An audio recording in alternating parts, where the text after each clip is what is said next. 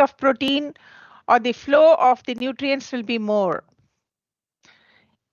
Okay, even the level of calcium will be more, because calcium formation and the distribution of calcium, it depends on the hormones. More hormone will be flowing in case of the if it's a venous blood or arterial blood. Okay, but this is not happening. So only limited amount of blood flow is there just to exchange the gaseous component, mainly the oxygen, and also some ions. Mainly the dissociating thing when it comes to the blood flow is the potassium ions.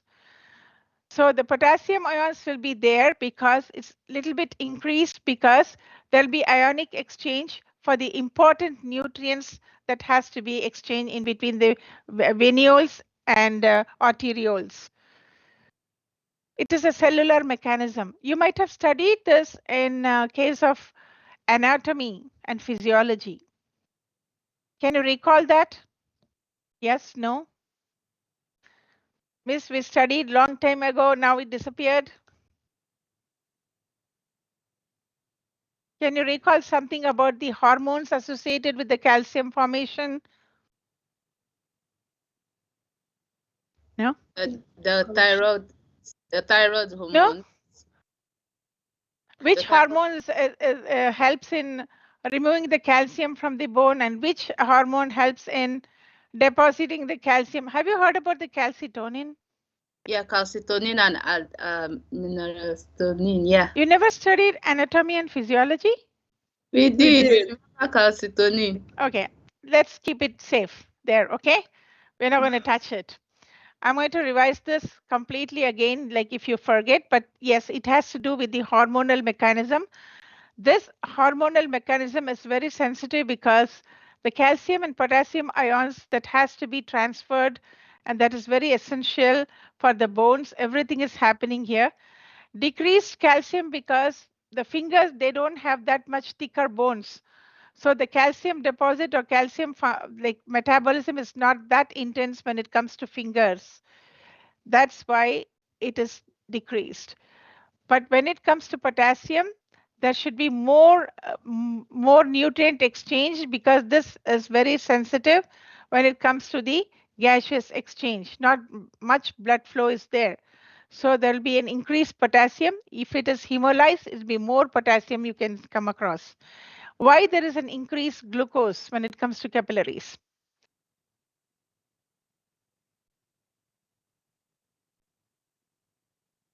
Because of the RBCs. They Because of the have more RBCs, you think? yeah, Because of they the have flow? Yeah, the exactly. They possibility have more is, concentrations inside of the RBCs. So yes, that's why the glucose is increased. glucose is increased. Because the reason why, again, because in the case of arteries and veins, there'll be more blood flowing. So that's balanced. But when it comes to fingers and all the sensitive areas, the glucose will be there, and it has to be circulate. It will circulate, or it will be distributed when you function, or the metabolism will be balanced. So that's why we have the stretching exercises. Even why they say to do the exercises to strengthen this area, and even for walking when you are diabetic, because the glucose that's been stagnant here in these areas, when you do the activity, they are distributed. But in the whole system, automatically it is distributed because of the volume of the bones, the bone density, okay, and the necessity of the important or the vital organs that's been here in our system. But here you don't have a specific organ sitting. Clear? That's the reason. And these are important points you should know. When would we do this collection? Once again, let's move on quickly. This is also important when it comes to the capillary. Small veins are there. When there are severe burns, people who have very, very small veins, I told you, like each and every body, every system is different. So you cannot forcefully draw the blood when it's very, very minute vein, because that may bruise or you won't get the flow. That's how they've been created. You can't do anything about it. So in that situation, you have to use this capillary puncture. We talked about this in the class when there's a severe burn situation. Yes, when we have no choice, if the fingers are fine, if the heel is fine, we have to take the blood. Obese patients. And this obese patients I have experienced, it's very hard to find veins. The veins are very deeply sitting, and even if you poke with the needle, it's very hard. Sometimes it rolls, sometimes the muscle here or the flesh here, it doesn't allow to like focus more on the vein. That's the reason. And thrombotic tendencies, what do you mean by thrombotic tendency? What is thrombin?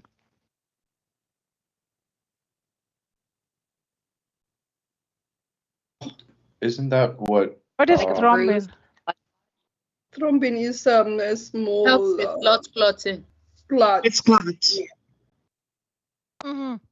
It's a part of the coagulation. Coagulation, very good. factors. So it Yes, has to blood do with the loss. platelet issues. Yeah.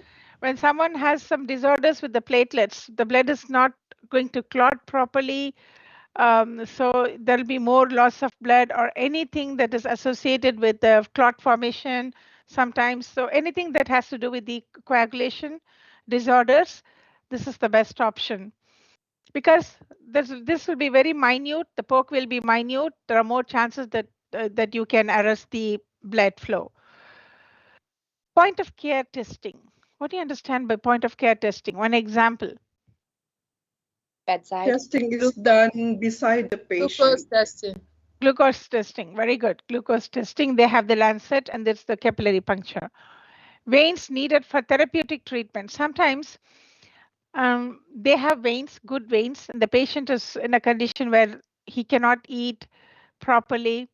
So only IV has to be inserted. In that cases, have you seen some patients there'll be more medications, nutrients going through the IV, a bedridden patient, mainly the old people. In that situation, they don't want to disturb the veins because they may roll or they may cause some other injuries to them. So they prefer to take the blood from the fingers or the heel. That's the situation. And belenophobia, which means fear of needles. We have one beautiful term that's been introduced, belonophobia. What is belonophobia? Once again, fear of needles. Sometimes in the MLPA, if they ask this question, you should be able to answer what is belonophobia. And iatrogenic anemia. What is this iatrogenic anemia? Have you heard about it? Yeah. Yes. It's a repeated collection of blood. It's a blood loss. Mainly, it is associated with the hospital patients, patients who are hospitalized.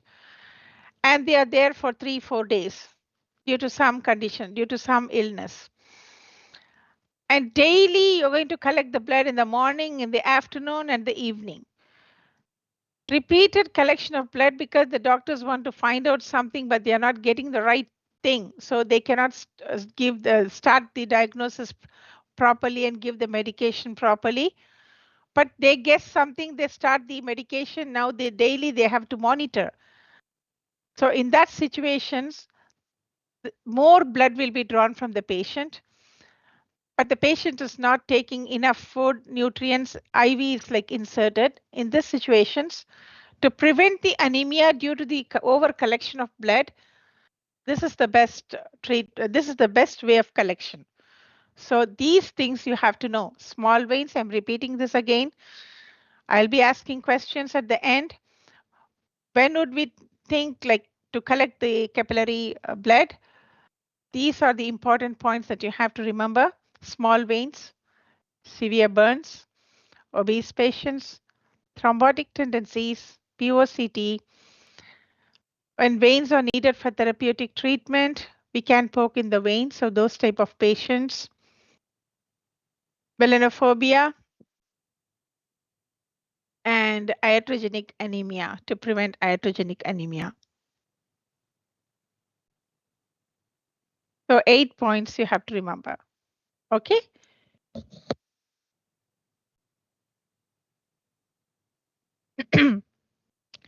How do you collect the site? Which site you have to collect to poke? The finger.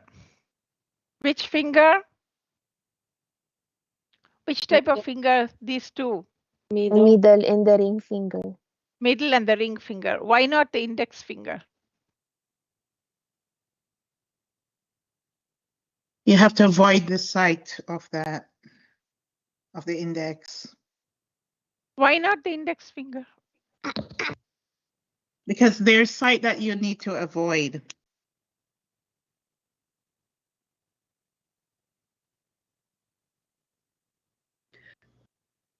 Why Because we have to avoid? Sorry. Mhm.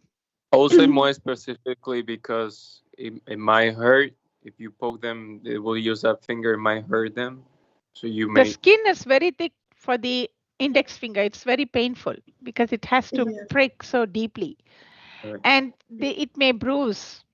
And then when you are supposed to do something, you can feel the pain for 1 week or more. For these two fingers, it goes away because this is a very lighter skin when compared to this one. There's a thick skin. That's the reason. So now the sites to avoid, this is again important point that you have to remember: earlobe, index finger, pinky finger. Why? This is very, very sensitive. Even this can damage the bone. This is where that's sensitive. And this is very, very thick, and you can feel the soreness for long. That's why avoid these two fingers. Okay, thumb we generally don't use, but this two is the one that you can use. It's neither that thick nor too thin. It's manageable. That's why you use the middle finger. Sorry, the middle finger or the ring finger. Avoid the earlobe.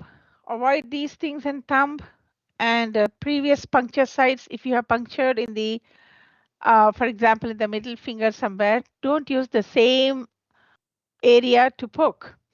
We do this, right? I have noticed this in venipuncture. I've been telling the students standing there to go up or below, but they want to poke only on the slightly red area because easy for them. They record that area in their mind, and for them, they determine, okay, this is where we can get the blood easy, so they go only on that site. So don't do that. It'll be more painful when it comes to the capillary puncture. Bruised sites or swollen sites, don't use it. When the fingers are very cold, don't puncture. Before starting the puncture, you have to make sure, tell them to rub their hands, or when you as a technician, when the patient can't do that, he's lying down, he's sleeping, just wake them up and don't tell them now, hey, I'm going to do the capillary puncture. Can you please start rubbing the hands? It's not possible for them. For them, it's like a shock. You're going to poke something. That's what they have in their mind. And the next thing that comes to them is, oh, how painful it's going to be, because they are already in pain due to some condition. So you don't tell them anything. You grab their hand, keep it, give them the support, and gently talk to them. How are they feeling? Is everything okay? And then gently rub this. Don't rub like this. Yes, you can do that when the patient is sitting. When they are lying down, it has to be gentle like this. Okay? And why we should avoid the cold fingers? Why when the hands are cold we have to avoid it? Any idea? Well, the blood flow is not very good. Yes. Mm-hmm. Less Less blood flow. blood. Yeah. When there is, so more HCT will be there, right? There'll be false Yes. increase of HCT or the deposition of packed cell volume because of that. So there'll be errors. So make sure you rub it so the flow is very very gentle. At the same time, you get the blood. The flow should be there in order to collect it. And if the hand is infected, don't even touch that. And calloused sites, a scarred site. What do you mean by calloused? Scar we know, Tough. but what and do you mean hard by skin. calloused? If something like a pouch, a tissue, It's very tough. it's not Yeah. normal. No. So you don't touch that, okay? Yeah. Because the results won't be accurate. So do you understand what are the sites to avoid? How many points we have? 7 points. What are they? Earlobe, index finger, pinky and thumb, previous puncture sites, swollen or bruised sites, cold, when the hand is cold, infected site, and then there is a scare or callus sites. So if there's a scar, don't touch it. And what is this? Clear, all of you? Any questions?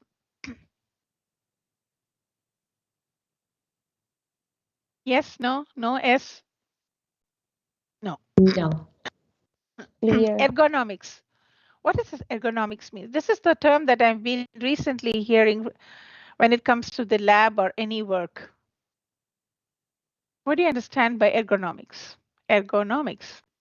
Ergonomics is the way you sit, the way you position Your yourself. posture. The position, the posture Yeah. that you do, like whenever you're working in this work area, to avoid any injuries in your system, we follow certain procedures that is safe for you and for the others. That is called the ergonomics. This has been considered as a new branch dealing with, especially with the onset of the computer or technology, where you are sitting for long hours in front of the computer, avoid typing for a long time, and then your posture should be straight.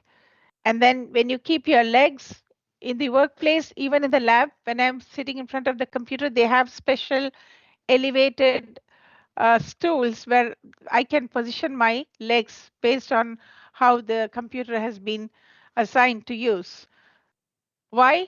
To avoid the back pain, to avoid any nervous damage, because prolonged usage sitting in front of the computer has damaged your hand, your legs, your back, everything.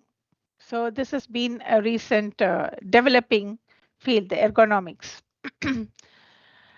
Why they mandate this for us? Majority of the time, when the patients come to the clinic or in the hospital, in the emergency areas, or the normal situation, when you're taking the blood with the capillary, you make them sit straight. That's why I said during venipuncture, even I have noticed people sitting like this. It's not a good thing. Not a good thing for us also and for the patient also. So of course they can relax, but the posture should be straight. Same way here for the capillary puncture, the posture should be straight. If they want, they can keep a pillow for their hand as a support, because you will be collecting the blood like this. The microtainer device should be like this. The microtainer should be like this. Blood should drip inside the microtainer. You cannot keep the finger like this and then insert the microtainer upside down. You won't get anything, because that is coming because of the gravitational pull. The blood is flowing because of the gravity, the pulling of the gravity.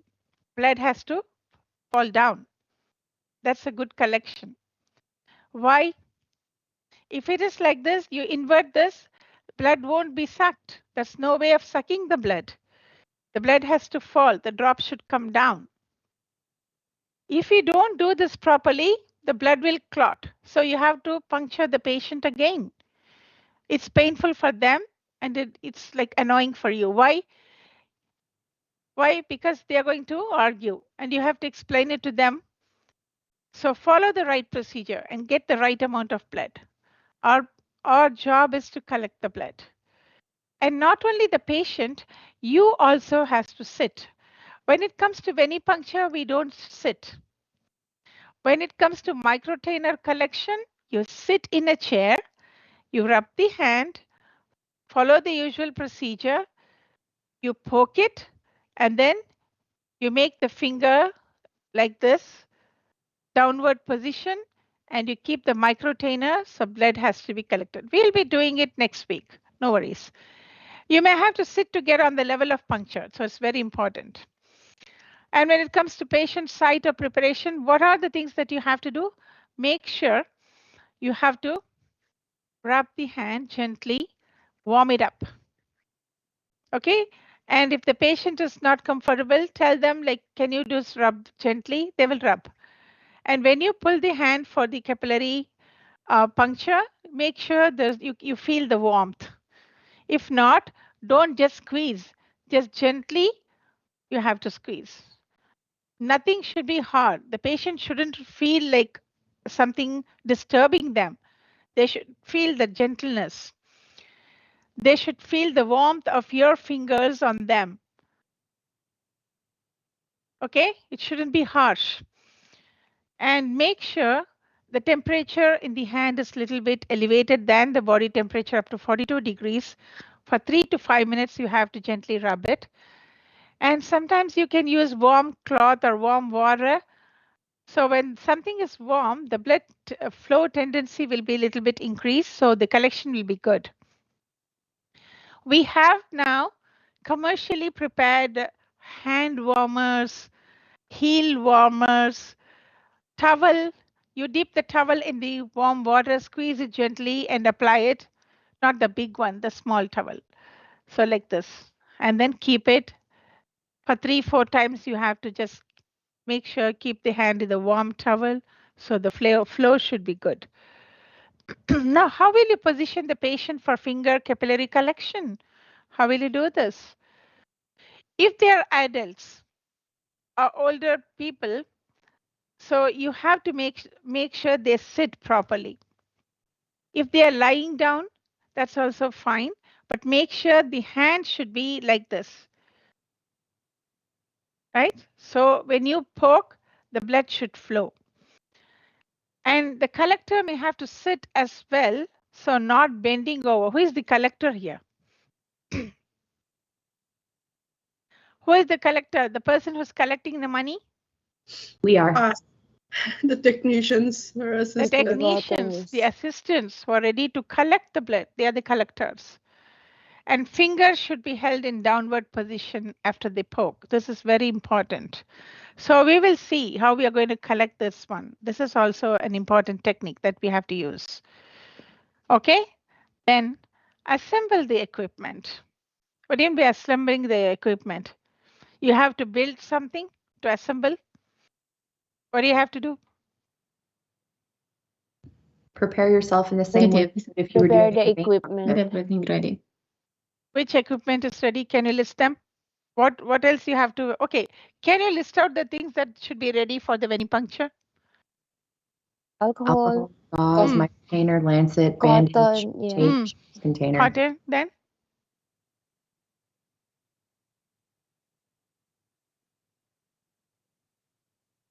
That's it? Only with the alcohol and cotton you do the venipuncture?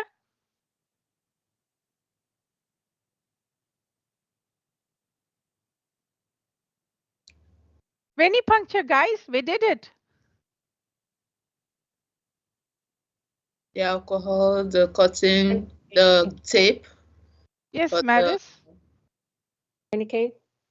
Microtainer, lancet, sharps Mhm. container. Needles. Very good. So Needles. all the equipments here means the important things that where you're going to poke and what all you use before poking and what are the things that you use after poking, everything should be there close, intact.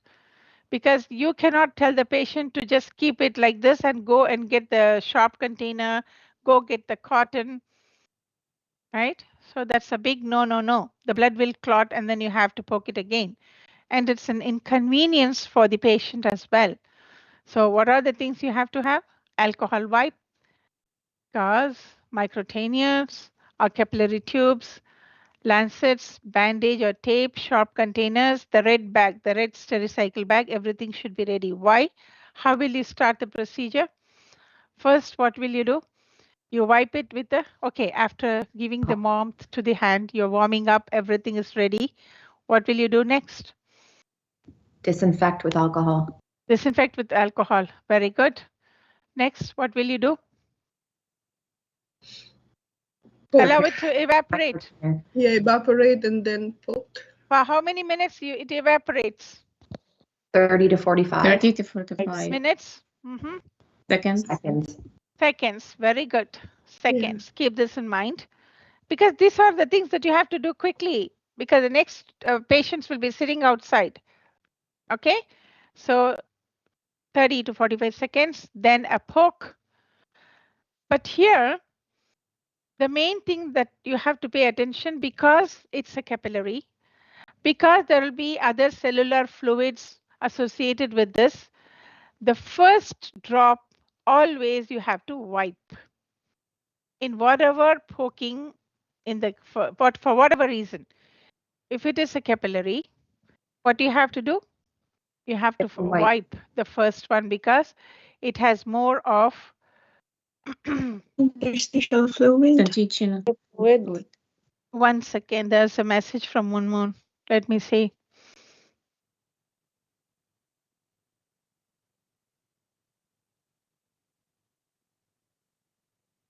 Drop minimum for, okay, this is regarding the venipuncture, some issues. Okay, anyways, in the college, the message from the college. I don't know who is there, but other group is there.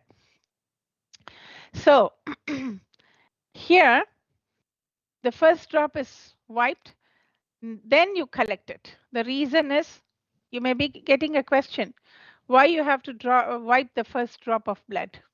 Interstitial fluid.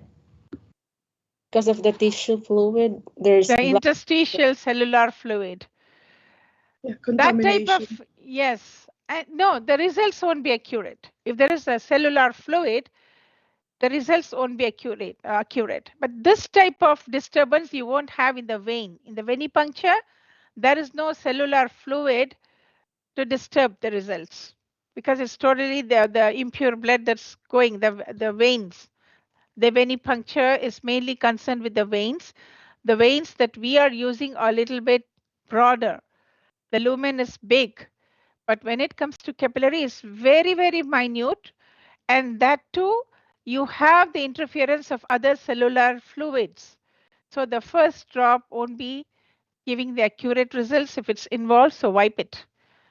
Now, from the second drop, the flow is good, collect it. And it won't interfere with the results. That's the reason. Then what will you do? After collecting in the microtainer, you will just collect 1 ml, 2 ml, or max 2 ml, usually they recommend. After 2 ml, you have to stop it, give the cotton to press the same.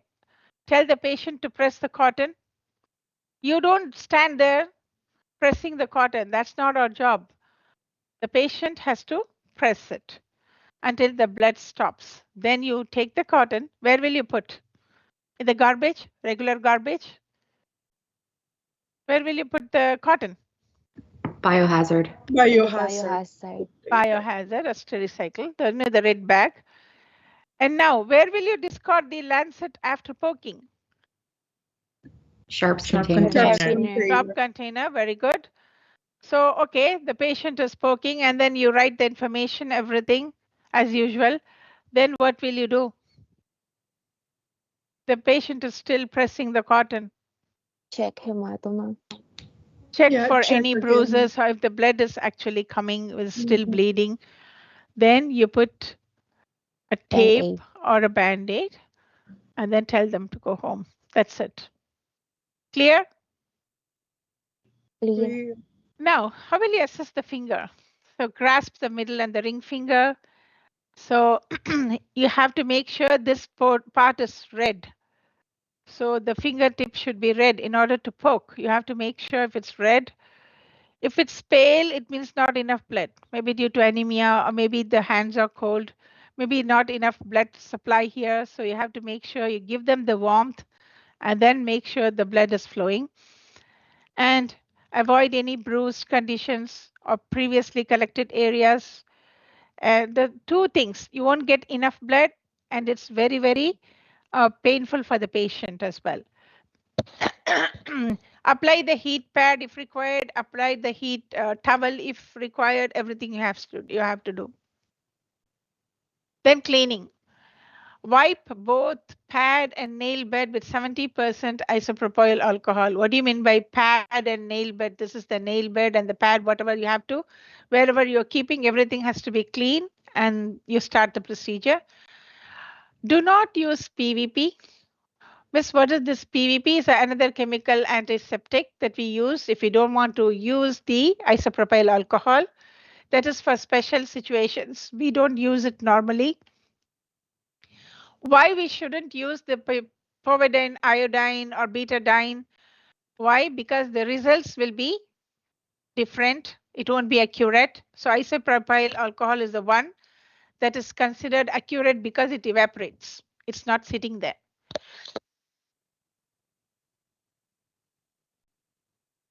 The other chemical stays there. Sorry about it. It's like a dry cough. So the other chemicals will be sitting there. The molecules will be there interfering with the results. But the isopropyl alcohol, the beauty of that alcohol, it evaporates, so it won't interfere with the results. If you use some other chemical, in the case of capillary puncture, it'll be sitting there, it won't evaporate, and this will interfere with the blood collection, and the test results will be inaccurate. This is an important question. Why can't you use the other things? And mainly, there'll be false increase in potassium, false increase in phosphorus, P's for phosphorus, and false increase in uric acid because there will be, I told you, there'll be other cellular fluids associated with it. Along with that, this chemical, everything will result in inaccurate results. Clear?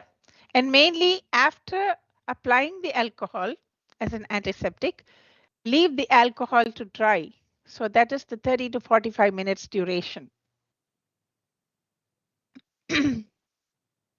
Now, how will you puncture the site? Any questions regarding this? Is it clear? If you don't answer, I'm not going to talk. Clear, ma'am. Yes. Yes, it's clear. Thank you. Because at the end, I'll be asking questions based on this. It means two things.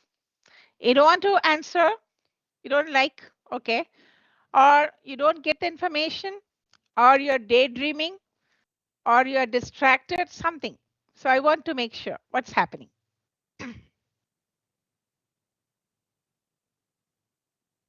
I'll be asking questions. Be prepared at the end. Then I'll figure it out. Who was daydreaming? Who was like focusing?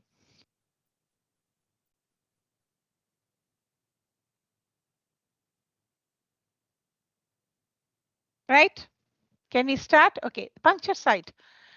What are the sites to puncture? So always don't go here at the tip. You know, the middle part of the finger, don't poke because it's very sensitive and it's, you know, the flow of the flow of blood will be spreading on either side, running this way and this way.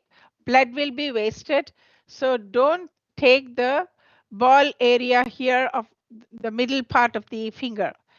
Only take the sides of the ball because there will be lines in the finger. When you see this clearly, when you use a lens, there'll be lines. So this lines, the lines in the middle, it's not they are not cooperative when it comes to the flow.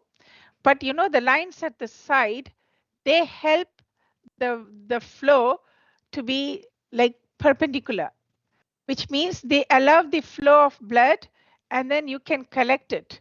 But this one, it interferes with the flow and the flow of blood won't be accurate. It is more painful also, this middle part. Usually we don't take the middle part of the finger. We go only at the side. Can you see the red lines here, the minute lines here? Can you see the lines in the finger, the diagram? Yes. Yes. Yes. Those are the lines where you have to poke. I told you the reason. It helps in the flow, collection mainly. But when you go at the top, it's not cooperative lines. The blood will be distributed either on the right side or left side running, and it won't come in the microtainer properly. So don't make this mistake. Grasp the patient hand with your non-dominant hand. With your non-dominant hand, this left hand or whatever right hand, which one is not dominating to you. and you want to hold firmly to prevent. Why you have to hold the hand? Because when the needle pokes, there'll be a jerky moment. All of a sudden, there'll be, you know, comparatively, the venipuncture is okay, tolerable. But this finger pokes are very severe. Like you can feel the pinch right away, like a jerk. Most of them you can feel they go out because that's how it is. So hold the lancet in your dominant hand between your thumb and index finger. They are showing everything. We are going to do this anyways in the lab next week. And warn the patient of the poke. Don't tell them like, okay, I'm going to do something. I'm the technician. It won't hurt you. Don't worry. No worries. It's okay. You know this. It's okay. Take that out.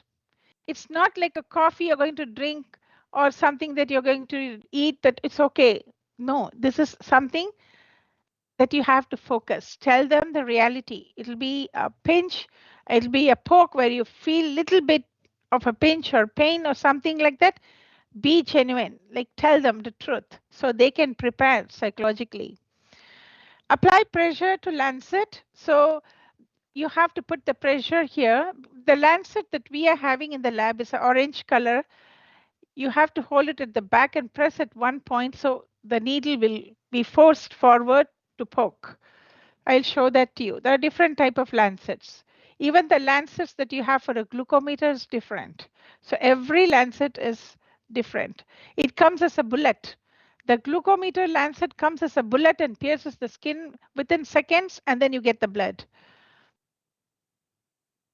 So apply pressure to lancet, which activates the release mechanism. This will trigger the poke. That's what I call one method, the bullet method. The next step, immediately throw the lancet where? In the Sharp sharp Sharp container. container. Sharp container. Just excuse me, Santiago, is your mic fixed? I don't know. Apparently someone said No? they could hear me, but Okay, keep trying. can anyone hear Then me? squeeze. Yes. Yes, we Yeah, can we can hear hear you. you. hear you. We can hear you. So it's only the teacher that can't hear me then, for some reason. You can't hear me? No, We like can I hear can him hear. clearly. Yeah, I can hear But you I- now. Yeah. Oh, you can hear me Oh, now? good. Yeah. Yes. Oh, okay. So it's both. It's not one way. If I can hear you, you should hear me. Because like earlier I could hear you, but you couldn't hear me, which was kind of Yeah, weird. yeah. Yeah. So what do you expect from technology, huh? I was trying to log in, but something was wrong with my mic. I keep on like somehow. Good thing that we landed safely exactly at 9 o'clock. So anyways, so where will you throw the sharps? Sorry, the needle, the lancet or the needle.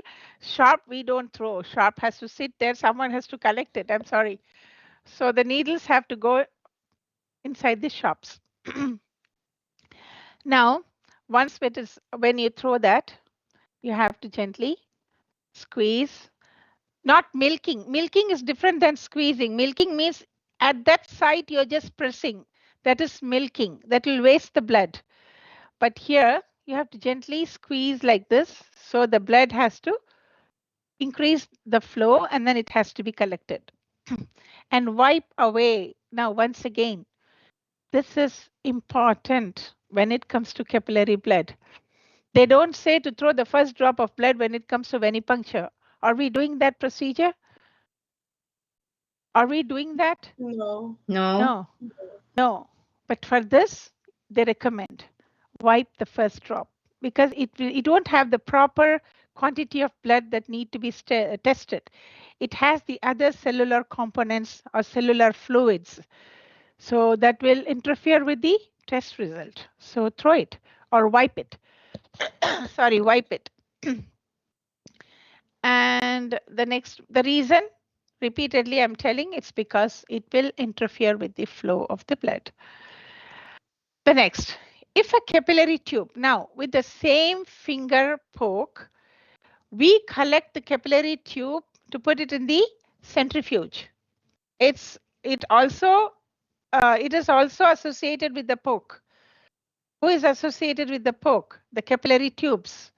You can collect the capillary tubes, but look how we collect.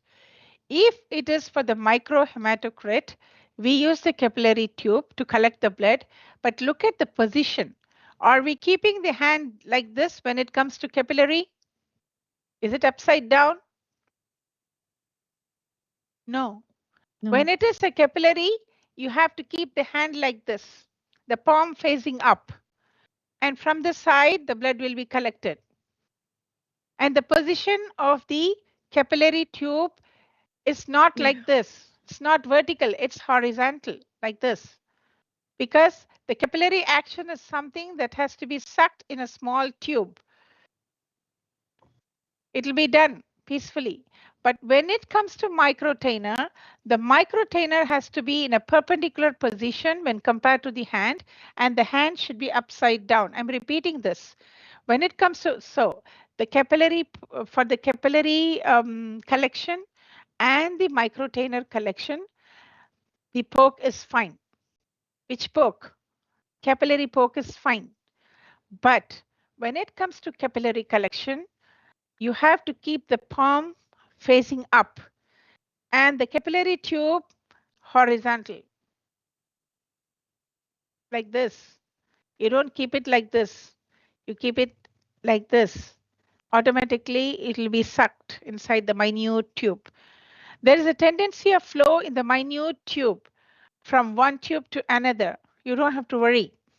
But when it comes to microtainer, how will you keep your hand? With the palm facing up or down? Down. And how will you hold the microtainer? Perpendicular or Perpendicular. horizontal? Perpendicular. For the microcontainer. I'll keep my hand like this Horizontal. until you answer my question. How will you hold the device? The microtainer Perpendicular. like this, which means it's perpendicular.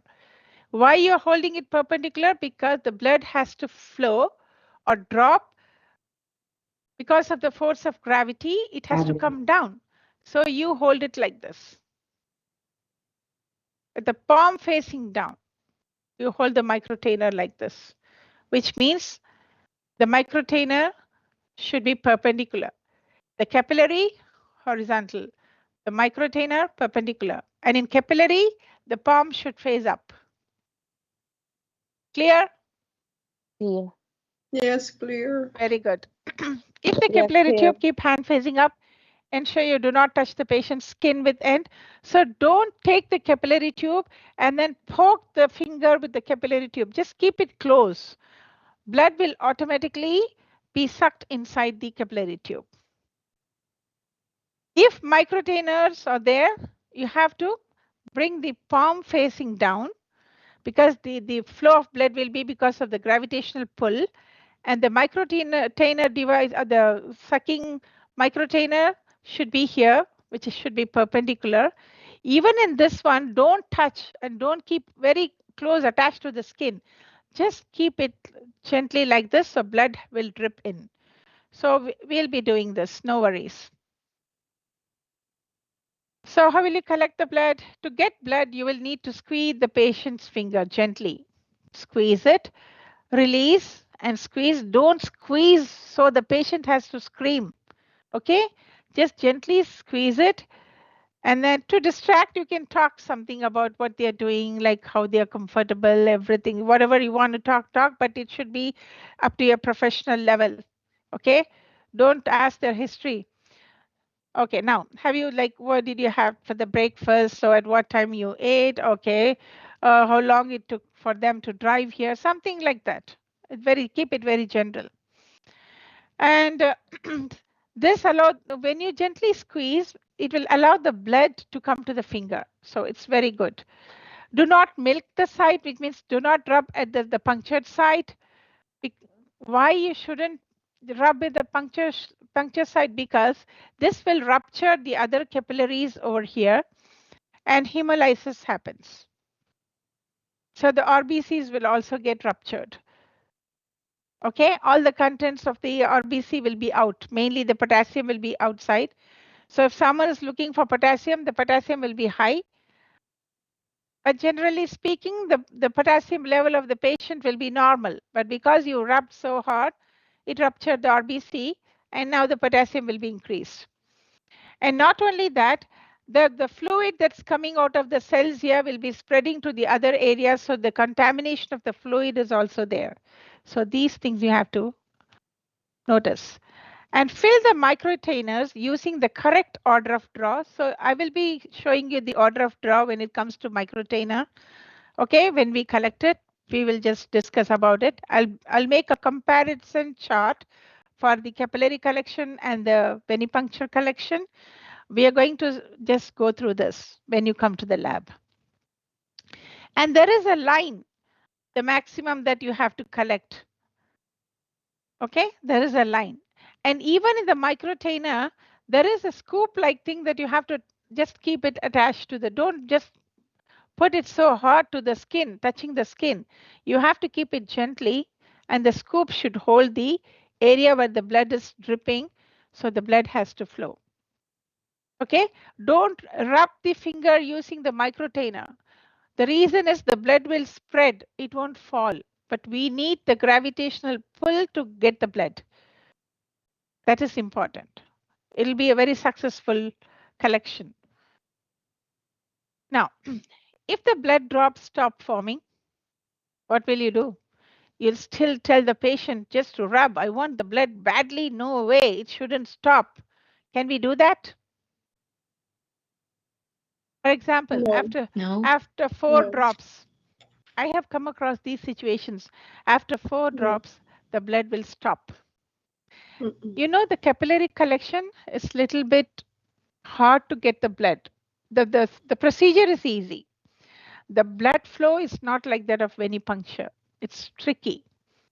If you don't do that properly, 1 or 2 blood drop will come out and then it will stop, which means your poke procedure is not good.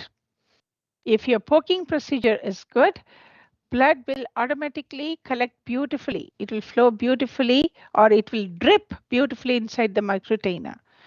I'll show it to you when you come to the lab. So if the blood drops stop forming, wipe the site with gauze to dislodge any clot that has started forming. Yes, because of the blood clot that will stop. So gently use the gauze to just clean the site area and start once again squeezing. Again, you're not getting the blood. You're trying with the gauze to wipe the clot. Again, you're not getting the blood. Now, you will gently rub to get the blood badly to come out. That's not a possible thing. The patient will scream. It's very delicate and very sensitive. Just leave it. Look for the other finger. Clear? There is no tourniquet. There's no palpation. Simply you have to poke. Why not? Right?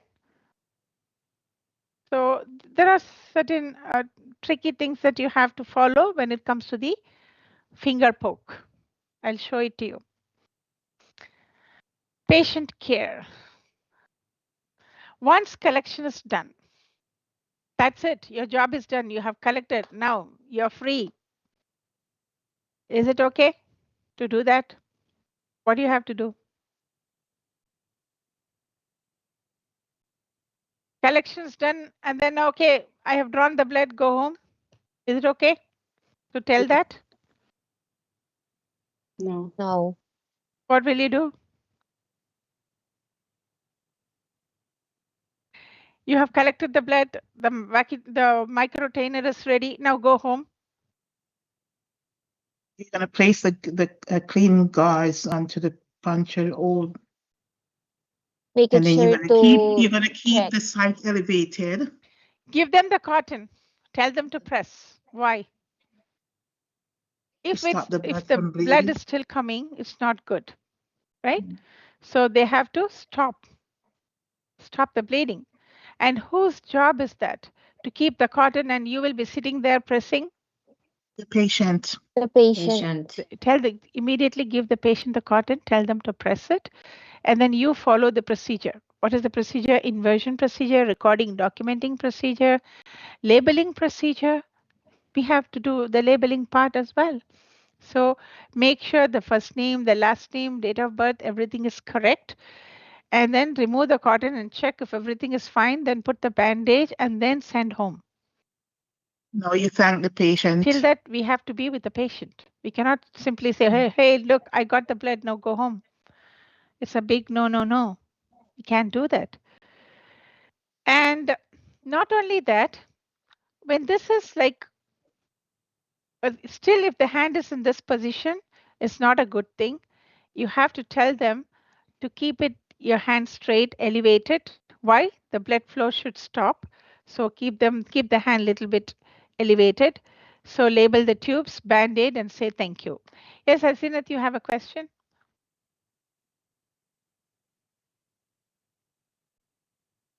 It's a very gloomy Monday, a very dull Monday, I think. No one is answering. Me talking. I can't say no one answering. It's a false statement. Only like few, 1, 2, 3, that's it. The others, I think, oh my God, we have to sit in the class, we have to study. It's a Monday. Why can't we sleep for some more hours? Right? And in future, the MedLab programs that they are starting is going to be fully in the lab, teaching in the lab, working in the lab, everything lab. So I think when you see others, you'll be more active. So the hybrid way of learning is now stopped. The new batches that's been registered, they have to be in the lab, in the class. Got it? Yes, So, miss. Yes, ma'am. how will you label the patient? The patient's microtainer? You will start labeling when after sending the patient home. Hello, thank you, bye-bye, got your blood, you go home. But we have to do the first thing, make them stay there. Who said these things? The CLSI. Yeah. Clinical. What does the CLSI stands for? Let me ask someone. Okay, I can ask Ing Hong. What is CLSI? Ing Hong? CLSI stands for?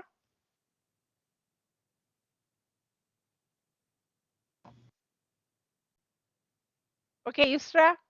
CLSI? It's Clinical Laboratory Standard Institute. Very good. Where is Ing Hong? Is she sleeping? She there? No response? Ing Hong. Let me hear your voice. Amina?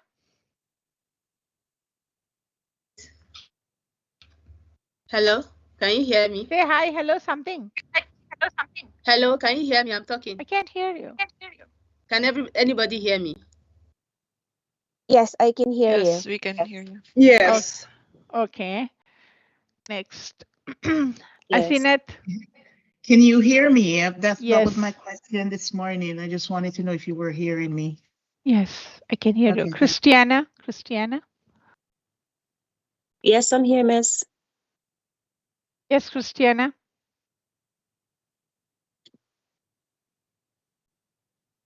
You're telling something, but it's not coming clear. Am I right?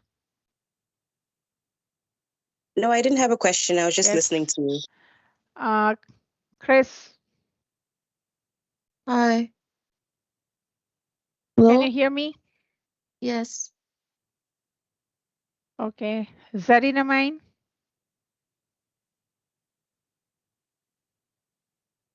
Hi, morning. Zarina Mine? Hi. Does Can you anyone hear hear me? her? Does anyone can hear me? Yes, I can hear you, Serena. We can hear you. Yes.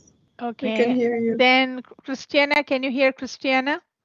Yes. Yes. Very Yes. good. Okay. Yes. Chris? Yes. Chris? Yes. Yes. Hi. Very good. Yes. Evelyn? Yes, I can hear you. Huda? Yes. Thank you.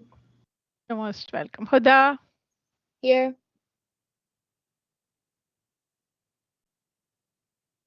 Huda, are you there? She responded. Okay, very good. I can see the light, the light circling the name, something like that, but I cannot hear for some. Joanna? Here, Mom. Yes. Kara? Yes, I Hi. can hear you. Hi. Louis? Louis? Yes, I can. Maris? Yes, I'm here, Mom. Yes. Rugiato? Rugiato? Can you hear me? Yes. Santiago? I'm here, miss. Yes, I heard. Shabana? Shabana? Shabana? Where are you? She's not responding. Is everything okay with her? Can she hear me? here. Just yes. I'm checking, yeah. Varna? Here, Mom. Can you Yes. hear me? Yes. Ying Hong?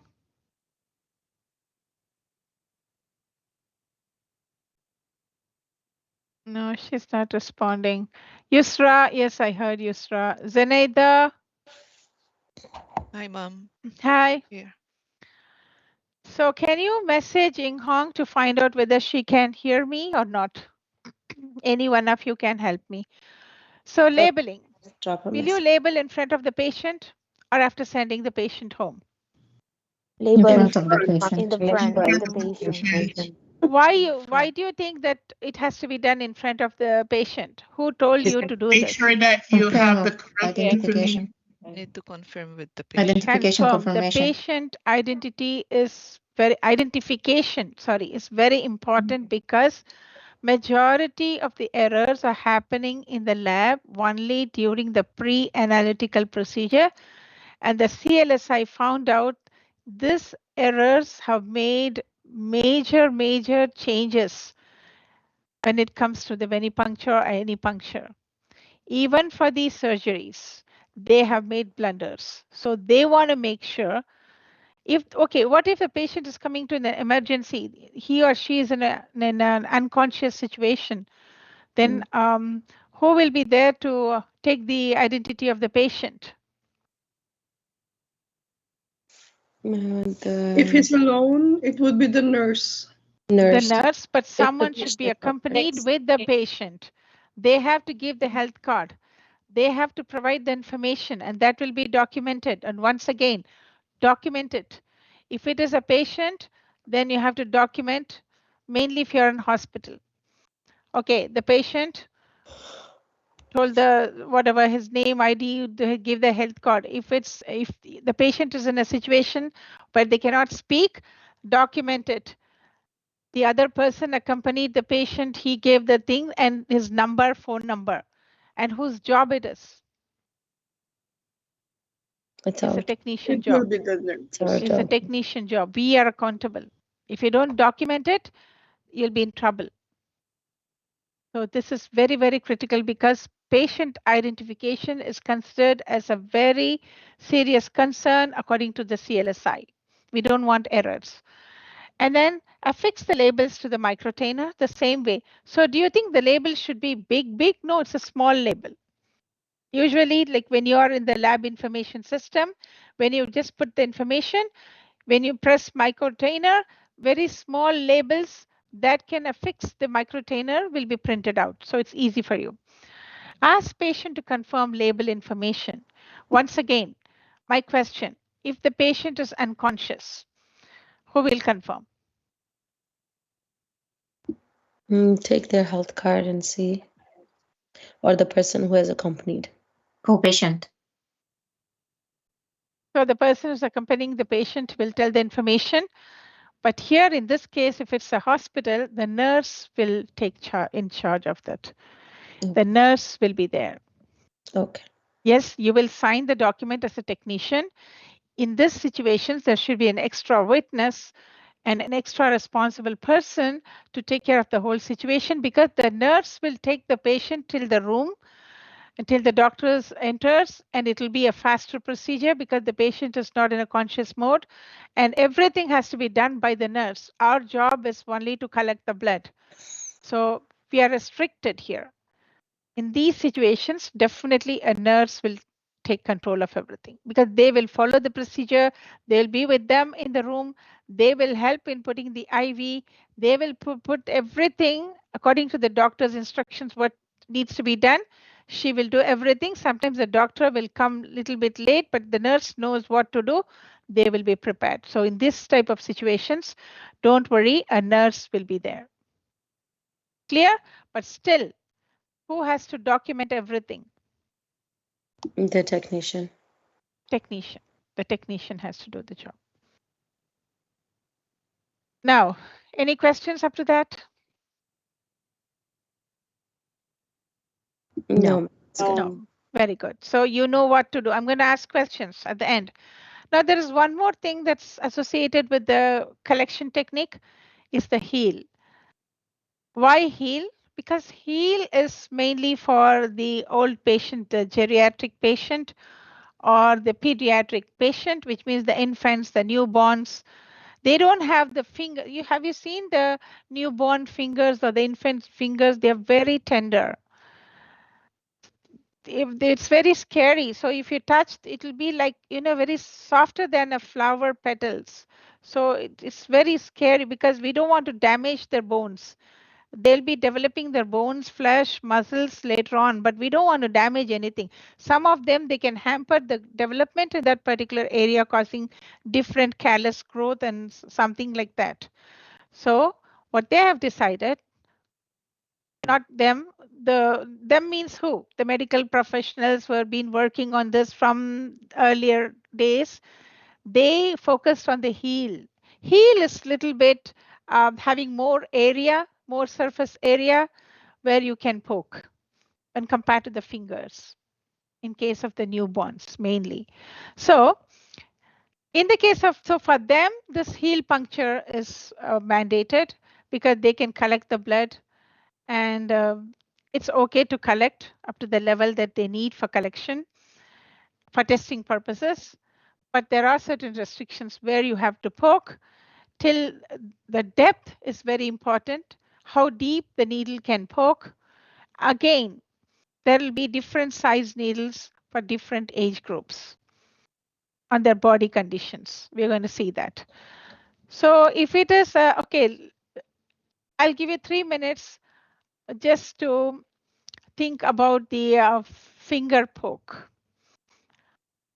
Do you get enough information now based on what I have taught you or what we have gone through with the slides about what is a capillary puncture?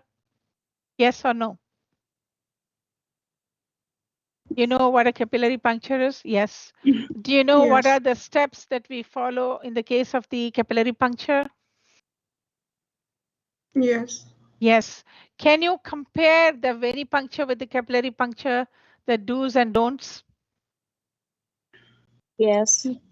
Yes, somehow. Yeah. Somehow, okay. Somehow. Now, what are the things that you have to monitor, observe in the case of the capillary puncture? Do you have an idea?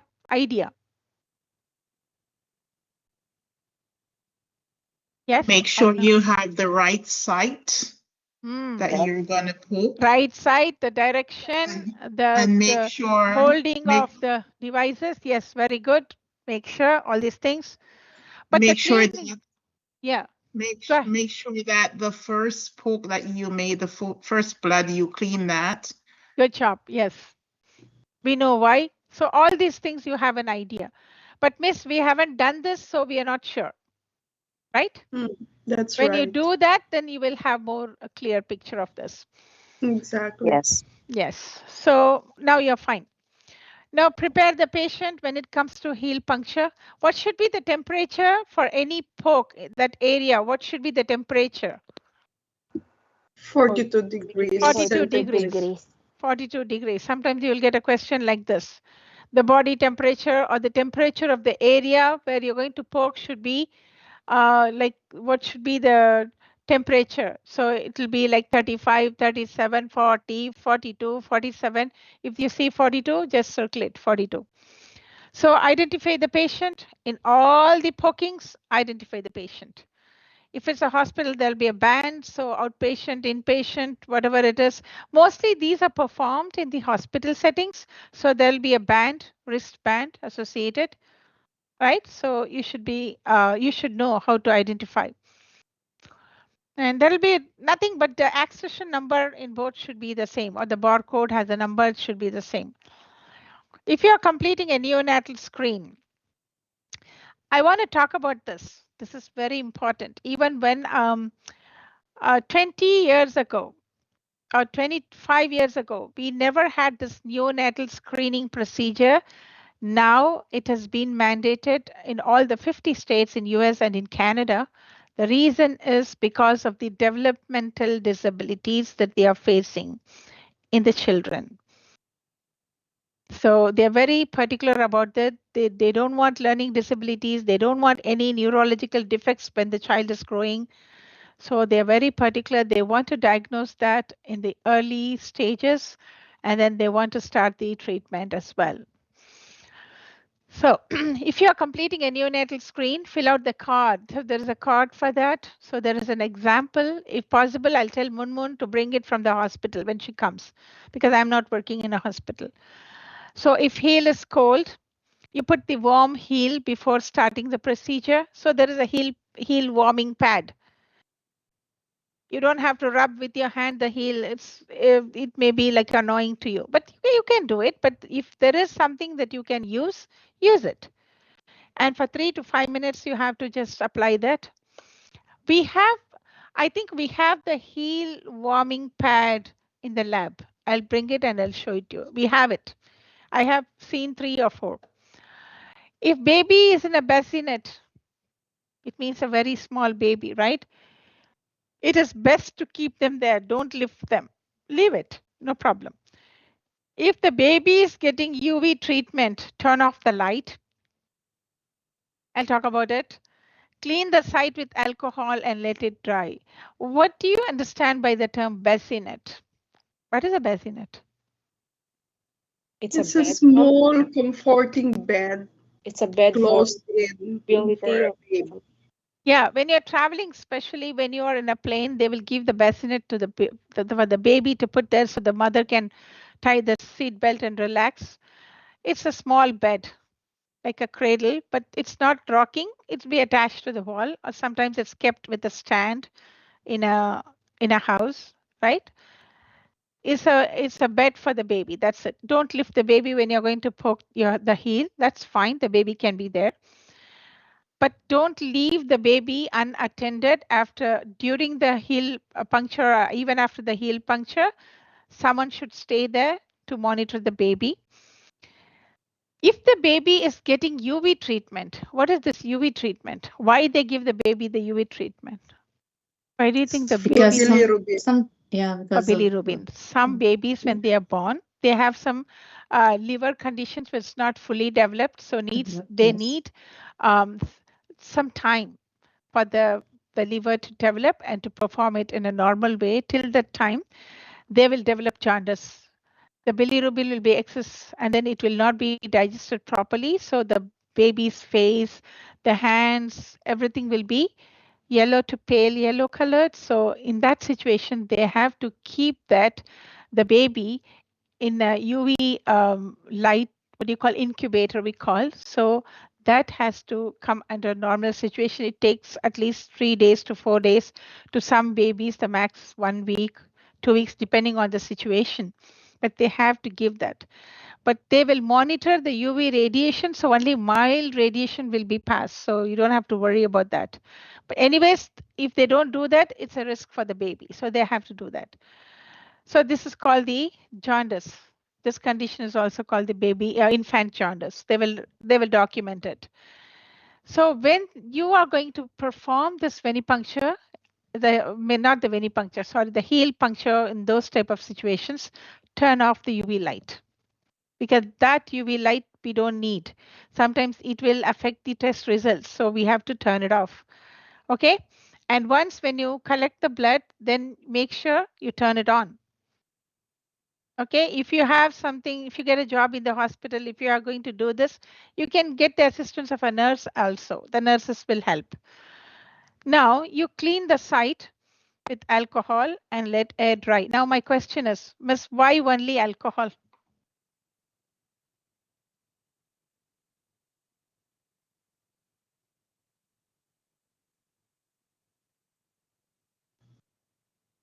I'm also sitting quietly. Because the betadine or iodine can affect Yes, the Zarina Main? falsely increase for the potassium. I can't hear and you. Sorry. Yeah, there is a break in your voice. Hello, Not can you clear. hear me Let's now? try. Yes. I think it can falsely increase the levels The others of. can hear Yes. Here. what she said. We Sorry, can hear quite sorry, clearly. Zarina Man, I cannot hear you. It was just a voice breaking for me. It's just showing that I cannot hear most of us. Yeah, I think so. Most It's- of you, you Most never. of it, Mhm. I think you can't hear us properly, but we can hear you just And we right. can hear each other very Okay. clearly. Thank you. Okay, Zarina Man, can you try? Let me see if I can hear. I think it can falsely increase the. Yeah, the test Uh, results. Yeah, interfere with the yeah. test results. Yes, very good. Thank you so It's- much. Appreciate it. Okay, this is one of the reason. So if we don't apply alcohol, the other chemicals will interfere with the test results, elevating some things. But in the case of alcohol, it's okay because it evaporates. It's not that it will not interfere. It will interfere, but it's volatile. So it has the tendency of evaporating after cleaning the procedure. That's it.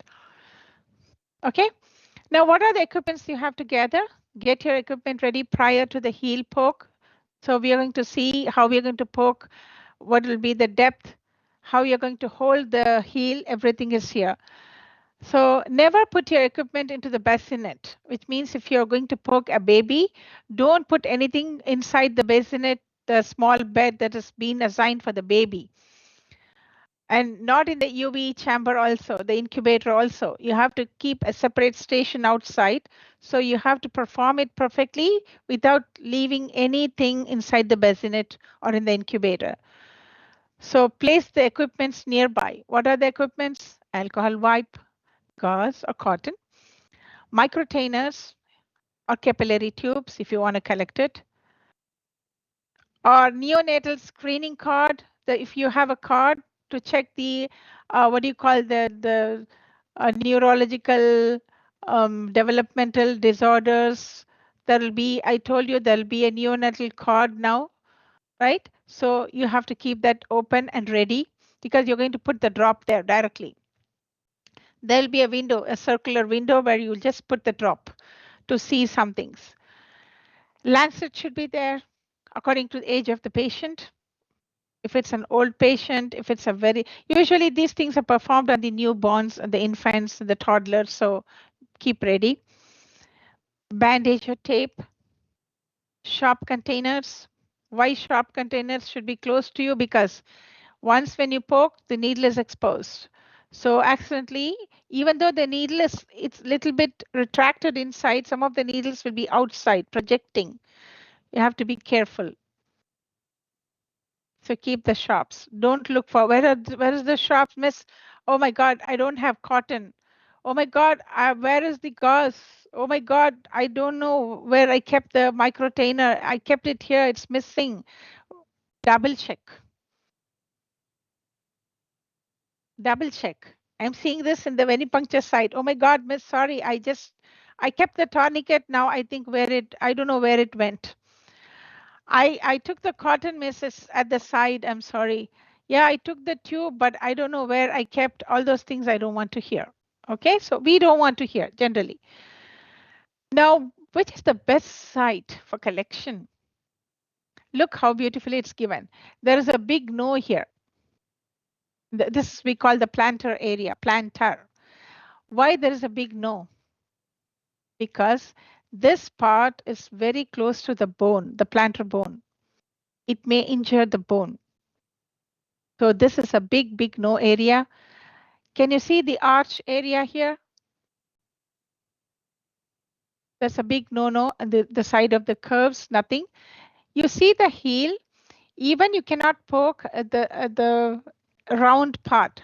As I told you, here in the middle, in the finger, this round part should be avoided. The same, when we are using the heel, only we can go at the side of the heel, because that part has more like little bit, flesh or little bit soft muscle, I can say. It's basically a fleshy area. So when you poke it with a needle, the bone is not that close, so it's safe. And also this will allow there will be circular lines running at this area of the heel too. When you see that closely, when you observe using a lens, a magnifying glass, you can see there'll be lines. So these lines at the sides will help the flow of the blood, of the collection of the blood. So you can collect it beautifully.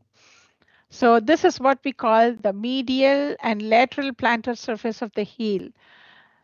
So this part is where you have to collect. Okay. The lateral surface is the best area to collect the blood in the heel. I don't know why they put the medial. Medial is in the middle. Middle we avoid. Only the lateral plantar surfaces is the best part to collect the heel.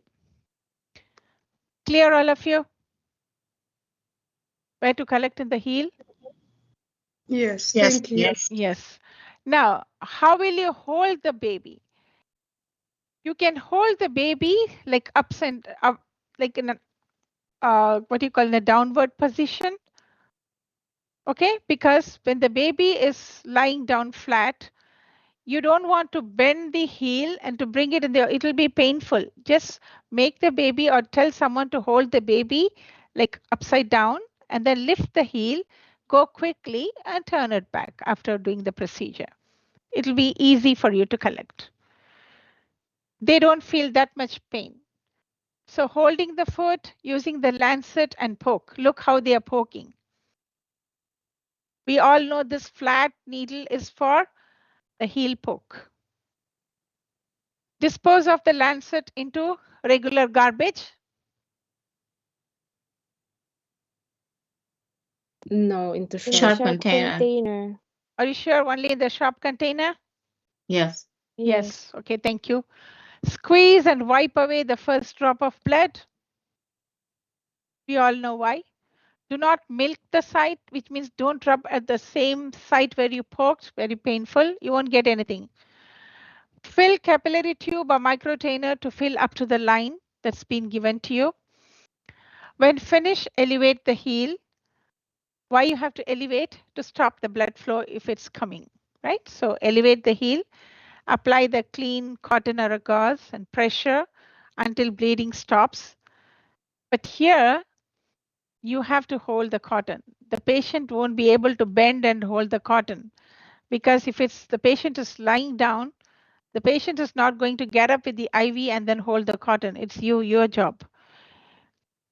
Clear? So you have to hold the cotton and after that you have to make sure the blood is not coming and then you have to label the patient and then forget about the infants or the toddlers. They're not going to hold the cotton. So it's everything you have to perform when it's a heel puncture. Clear, all of you? Sorry, can you repeat the position of the heel when filling microtainer? You have to put the baby, tell someone to hold the baby upside down or tilt it towards the side and lift the leg like this or lift the heel. And then you do the, don't make them, don't make them a flat position facing the body facing up. It has to be slightly tilted or it should be upside down. Okay. Okay. That's the easiest way. Do not puncture deeper than 2 millimeter. Do not puncture through previous puncture sites. Painful. Do not puncture the posterior curve of the vein. The posterior curve is the area exactly the back side of the heel. Don't poke. Do not puncture in the area of an arch. That means it's very sensitive. Don't do that because some areas are very close to the bone. We don't want to damage the bone. If the bone is injured, the bone injury leads to many different complications, infections, and everything. So avoid the bone injury. It's very, very, very important when it comes to the heel puncture or finger puncture. So now I will continue after the break. We have only few slides, but I will ask questions. When you come, we will have a discussion about everything. We will make a comparison once again so we can be thorough with this, and then we can move on to the next unit. But here, any questions? No. No, thank you. Okay, so then we can complete this before the break. We have 5 minutes, then we can go for the next one because we have only few slides. This is done, this is done. I talked to you about the neonatal screening.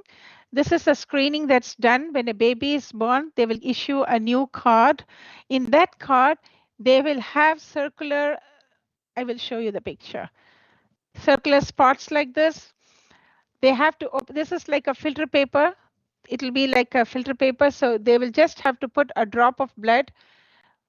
By making the heel puncture, they will put a drop here to test something. That is up to the doctors. They have to see some proteins that is functioning in the body when they are dried. It should be dried for up to 3 hours. And then this test should be performed like before like 24 to 48 hours of the baby is born. Why they have started this? Because to prevent certain serious health conditions. If the baby is actually born immediately, like within 1 day they will do, or 2 days to 3 days, they will take time to complete this procedure. But if the baby is in neonatal intensive care unit, the NICU, they have 7 days time to complete this card, and it's the technician's job. We have to poke it and we have to put it and give it to the technologists.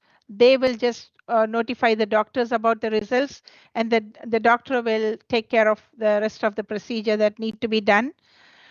Why they have started this? Because there is one developmental condition of the brain that's been badly affected. This can be hereditary.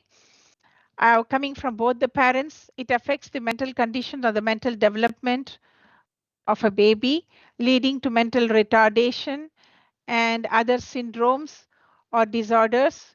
It's a very deep topic. I don't want to go deeply inside this, but I feel this is critical to test the newborn, because some of the disorders can be eliminated by giving them the proper treatment at the right time. Because if they are not taken care at this stage, in the infant stage, what will happen?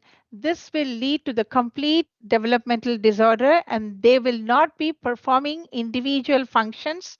Someone has to take care of these individuals. So they decided to do this. Some of the proteins in the body, they will be missing. And this is considered as a hereditary. And when these proteins are missing, the metabolic disorders will be setting up based on the missing protein. Because of the metabolic disorders, the nervous system will be affected, the brain development will be affected. So those type of proteins or amino acids has to be compensated by treating them properly.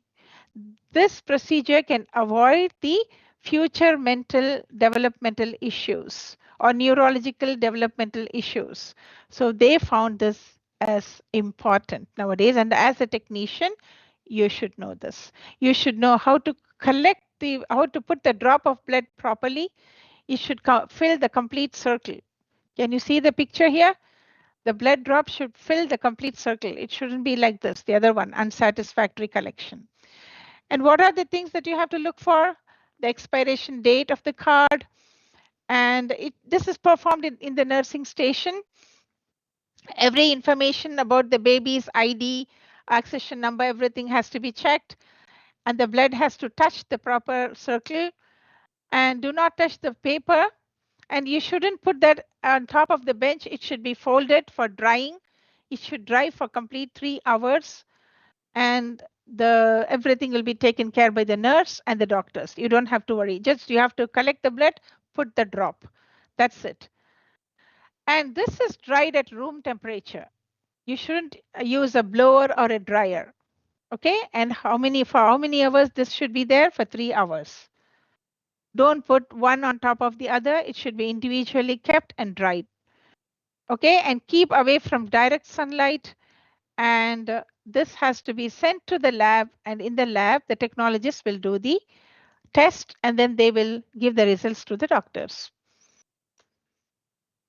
If the collection is not appropriate, if it's not filling the circle, then the specimen will be, the cord will be rejected. And this is very important nowadays. Okay? Take a wonderful break or have a nice break. See you at exactly at 11:30.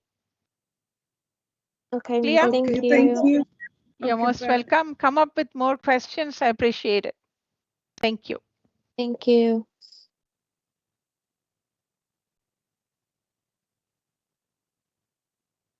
Have a nice break, guys.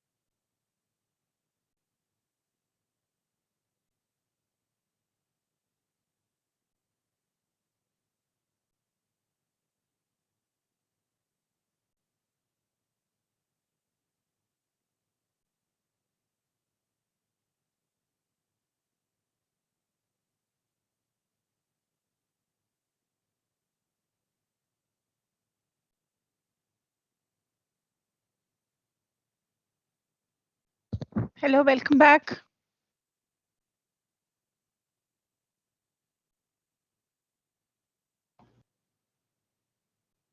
Can you hear me? Yes, miss. Yes, ma'am, we can hear you. I know you can hear. You are physically present in the class today, but I think people are bored or they don't want it to be a Monday. They want it to be still a Sunday. Something is there. The response is not that active. Yeah, exactly. We need an extension of Sunday. Extension of holiday. Good to know. Right? So far, what you have understood with the punctures? What type of punctures we have studied so far? Capillary, Capillary, very good. venipuncture. Venipuncture. Venipuncture, yeah. Can you compare this two and bring out any one common thing that you do in both the punctures? We Vein, disinfect the area with Disinfection. exactly alcohol. Disinfect. Okay, so in venipuncture, there's one disinfectant, and in capillary puncture, use another disinfectant. No, generally Same it's 70% alcohol. Are you sure both are the same? What are the same? Yes. What is the name of the What is the name of the disinfectant? Isopropyl. Isopropyl alcohol, 70%. 20%. Why they have introduced the isopropyl alcohol? Easily evaporate. It's yes. Easy to evaporate. It evaporates easily, so it will not affect the test results. It won't interfere. Now, why miss there is only 70? You have heard about from the COVID, this 70% isopropyl alcohol became very popular, right? Yes or no? Even a common man says sanitize your hands using the 70% isopropyl alcohol. My question is, why it is 70%? Why it can be 100%? So that because it can damage your skin if it's toxic. Very toxic. It's 100%. 100% is 100% is very toxic. 100% can damage the skin. So the 30% extra will definitely damage the skin. Any other reason? 70% will evaporate faster. It's the ideal concentration to use. Ideal concentration to use, that makes sense, because that extra 30% will make the skin more dry, definitely. But the thing is, when you use 70%, okay, when it is 100% absolute alcohol, what will happen? The microorganisms will not die. The reason is the 100% of alcohol doesn't have sufficient water molecules to interact with the microorganism. So the 70% is the ideal one, but the 30% of the alcohol gets mixed, and this helps in penetrating the DNA molecule or RNA structure of the microorganisms to inactivate the proteins that cause the disease. This is the main thing that you should know as medical professionals. Clear? Clear, ma'am. So my point is, if it's too pure, that purity doesn't help in blocking the microorganisms. It should be somewhat diluted so that the alcohol with the water molecules can penetrate inside the nuclear material of the microorganisms. It could be a virus, fungi, or the bacteria. The main infectious component is the genetic material, that is the DNA or RNA. So this will go inactivate by breaking the bondings of this RNA or DNA in the microorganisms. That won't happen if it is 100% absolute alcohol. Clear? This is an important thing that as medical professionals, you should know. Okay? Okay, thank Yes. you. Okay, ma'am. now just a few minutes for discussion. So what is not identical between a venipuncture and a capillary puncture? Wiping Just out The the first needle. drop. The needle, very good. So in capillary puncture, needle is inside. So when you press, it pokes and that's it. It's safe, pretty much safe. What about the venipuncture? In front of a child or a person who's having a phobia of the needles, you open the cap and there's a big, long needle penetrating. That's why it's been mentioned clearly, people who are having a phobia for needles, they can go for the capillary puncture, Capillary. right? Yes. Okay, very good. So any other difference? Wiping out the first drop. I think Look, she doesn't hear me. it's both ways. If you talk, I can talk. If you don't talk, I have to be quiet. You wipe the site after the first prick.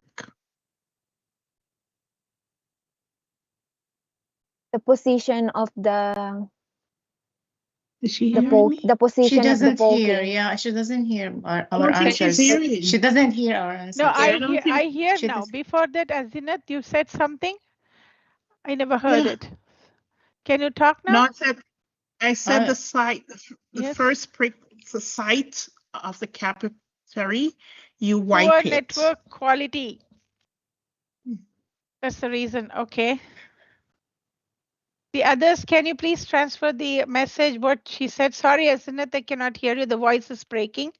So some other person? She doesn't hear me as well. Who? I'm Yusra. Yeah. Oh, Yusra? Okay. Yeah. Can you tell me now, Yusra? Yeah. She was speaking about the wiping out the first drop. Do you hear me? Very good. Yes, yes, I can hear you. The wiping of the first drop of the. Yes. Yes, very good. From the capillary. Okay, thank function. you. Thank you, Azinat. And I'm sorry for some of them. It's the voice is like breaking. That's why I'm sorry about it. The next one. Yes, very good. Good point. Okay. Is there anything regarding the depth of the needle when it comes to the venipuncture? Yes. Yes. For how long it should penetrate the skin, the inside?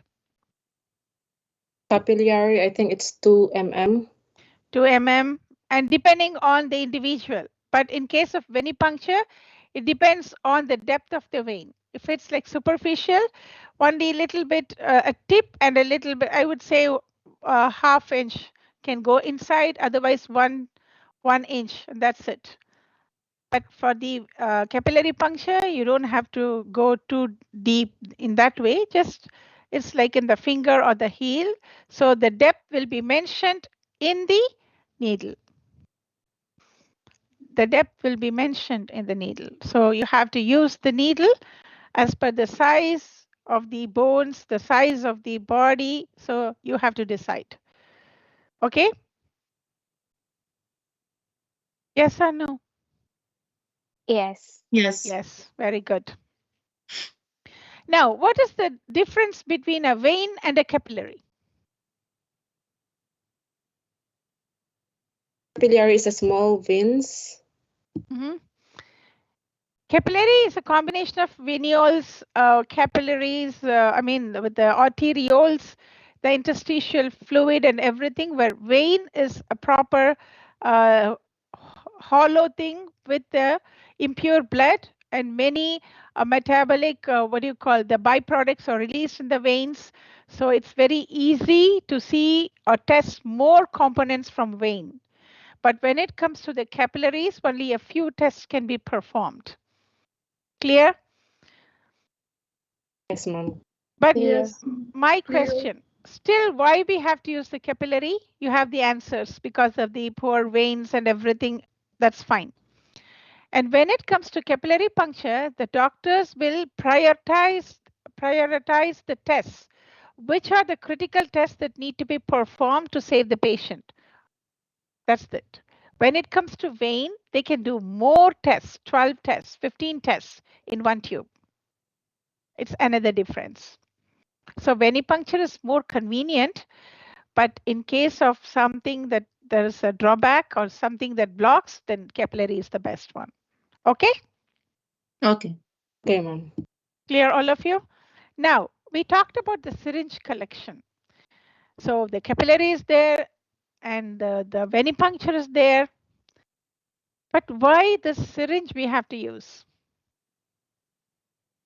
We are using the ETS, the evacuated tube system, to collect the blood based on the evacuation or the vacuum in the tube. The vacuum will suck the blood and then we collect the blood. But why we have to use a syringe? Why do you think we have to use a syringe? If you have a fragile veins, This Mhm. is for the rolling, for the when there Rolling is a veins. rolling veins. Yes, Rolling or vein and difficult easy, veins. very good. Easily collapsible veins, rolling veins. We need small vacuum. So the vacuum that's in the ETS tubes, they are like huge. So there are more chances while sucking, there may be more chances of collapsing. So in some situations, again, I'm putting this statement, in some situations, when the doctors want badly to see some things from the veins, the venous blood, they have another option, that is the syringe method. In the syringe method, the beauty is when you insert, the needle can be very, very small gauge based on the patient's body. We are not concerned about the needle. We are concerned about the vacuum that's in the syringe. Where the syringe vacuum is so minute that beautifully the blood can be drawn inside, and it can be a very slow process because based on the plunger control, we can draw slowly so the veins won't collapse. There's not that much pressure on the veins. They will release the blood slowly. But once when you collect, then you have a system of introducing it into the vacuum tubes, because we have to, why we have to mix it with the vacuum tubes?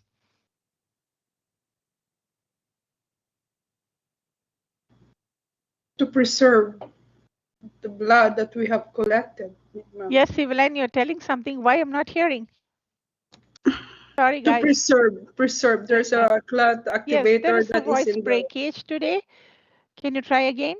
I think it's my mic system. I don't know. I have It's to like, ma'am. check the internet. Yes. Yes, Sorry. ma'am. Well, preservation, Okay, I'm ma'am. not asking. I don't want you to strain in this thing. I know you all know. Okay. So the reason Thank could you. be additives. So we need the specific additives for the blood to mix so we can centrifuge properly and we can aliquot the serum or the plasma that has to be tested to get the results. Clear? clear, ma'am. Okay, Yes, thank you. clear. So this is, what are the learning objectives? Again, the information is in the book. That is a phlebotomy essential 7th edition.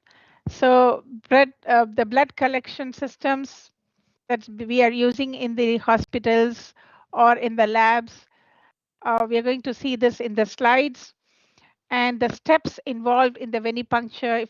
If we are using the what do you call the syringe, we're going to learn, and what we have to draw based on the requisition, which tube we have to fill if you are using a syringe, that we have to know. If it is from the hematology, then which tube we have to fill. I believe it's lavender or gray, which one? Anyone who can talk well, I can hear, can tell me. If it has to go to hematology, which tube you have to fill when you collect Lavender. the blood? Very good, Lavender. lavender. If it is chemistry, It's either gold or yes, red. Sister Evelyn is telling something. I'm sorry, Evelyn. Yes, anyone can transfer the information. Evelyn said it's either gold or yellow. Yeah. Yeah, gold or yellow or light green you also goes to heparin? chemistry. Yeah, heparin tubes. If it is red, it has to go to the public health. So you should know. Okay. based on the requisition. Everything will be the same. The mixing will be the same. Only the method of drawing the blood is the syringe. I told you the reason. So this is the reading one, reading resource, chapter 8. Page numbers are given. If you have the book, go through that. And routine practices. What do you understand by routine practices? The routine practices is the blood collection using the tubes. In that, this is a different method. Only if you're drawing the blood, if the person has collapsible veins, rolling veins, you use a syringe, because the syringe has a better control and the blood won't be like it doesn't need that much pressure. So pressure will be slow. Blood also will be collected. Okay, the only thing is you should have a control using the plunger. The plunger should be slowly brought below, so the blood will flow. Proper PPE should be there because it's very important when it comes to the technician. And hand hygiene, gloves, everything the same. As we all know, while palpating, we can use sanitize and use the empty hands.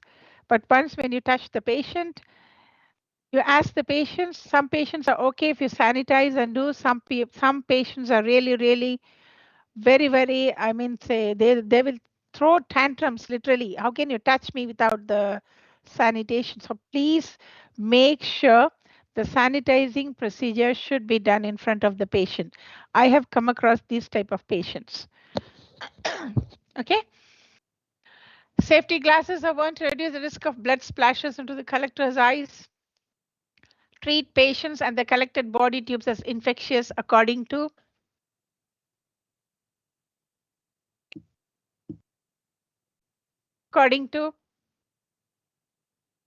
CS. according to CLSI. CLSI never said this. CLSI is concerned about the venipuncture procedures. Oh, the universal precautions. Universal precautions before. Now standard precautions. Standard precautions, yeah. And who made the CDC? CDC. PPE and all is CDC, Center for Disease Control. Okay, the combination of PPE and the disease isolation became the standard precaution, according to the standard precaution. Never touch or handle a filled tube without gloves. See, this is period, mandatory. If I happen to see someone bringing the tube, showing it to me, miss, this is right, then immediately I will reduce 10 marks, cut. Okay, because this is very important. When they mentioned it, it's important.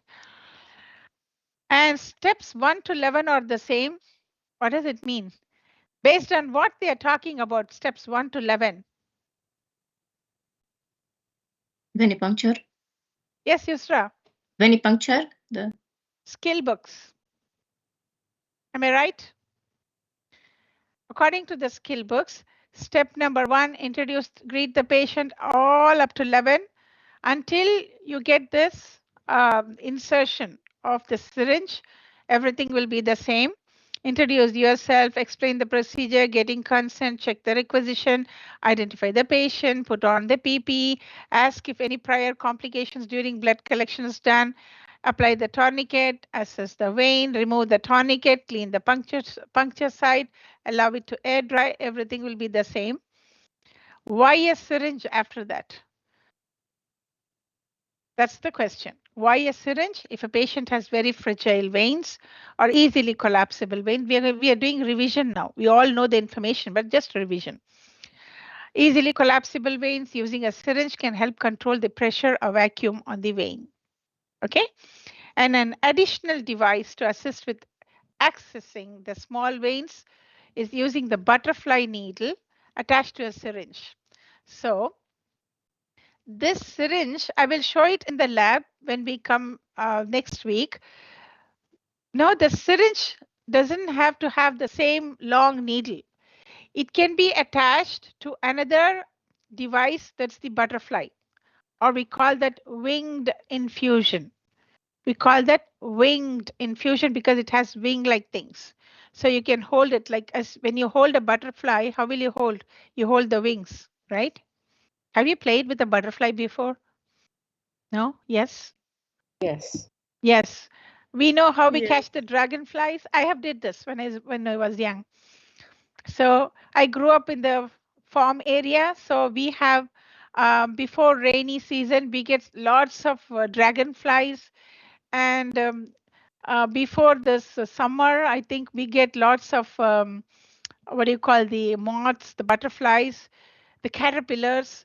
So we won't touch the caterpillars. That's very weird, grossy. So we love the butterflies. We will chase the butterflies. We will catch the wings. We'll hold it in a position the same way we hold this winged infusions. It's so beautiful. That's why we call winged infusion or butterfly we call needles or winged infusion needles.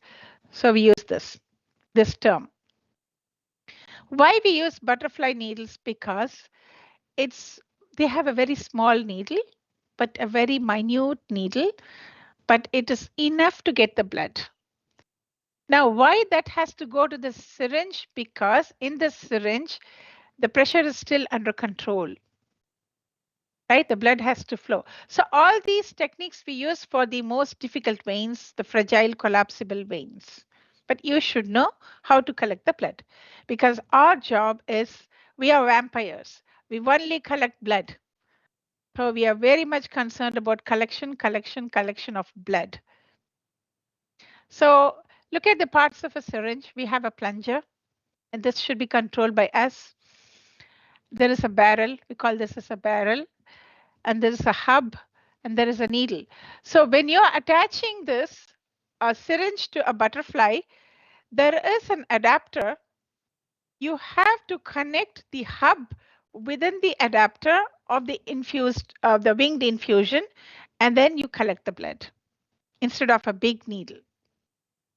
But it is all for the difficult veins. Now, barrel size depending on the amount of blood that you need. 10 ml, 20 ml is most common in the lab. Size is based on the required amount of blood you require for the collection. Okay. If you need a PST, EDTA, and sodium citrate, you would need 4 ml. 4 ml. And if it is only 4 ml for EDTA, 4.5 for PST, 2.7 for sodium citrate, so it's 11.2 ml. Right? So basically, number of tests that's been given in the requisition, you have to select this barrel size based on the number of tests listed in the requisition. So when you see the requisition, your mind should start working. Okay. If it is vacutainer tubes, how many tubes? Are the veins okay? Can you use the regular needle? Or the veins, like when you palpate the veins, you will find out the veins, whether they are small, they are deep, whether they are collapsible, whether they are fragile, whether they're going to roll, everything. When you tie the tourniquet, when you start palpating, you will get the idea, everything. By the end of this program, you all will be experts. And you should become an expert, because in the real situation, you cannot do research, right? No one likes it. So this is how you get the training, and you should get the training. That's the point. That's why we are talking about all these things. You should know there is a lock, also lock system. There is a needle lock or needle safety device, even in case of this, what do you call the syringe? You have that picture in the book. Here also we're going to see that. So you should know about all these things, how to perform, how to function, everything. And prepare for collection. How will you prepare this for collection? Assemble all the equipments. This is the one that you're going to use it all the time. What do you mean by that? Needle appropriate gauge, size for your patient. Barrel should be appropriate. Make sure if the needle is attached, it should attach properly. It shouldn't come out. In some situations, the needle is attached to the skin of the patient. The barrel will be coming outside. It's a panicky situation.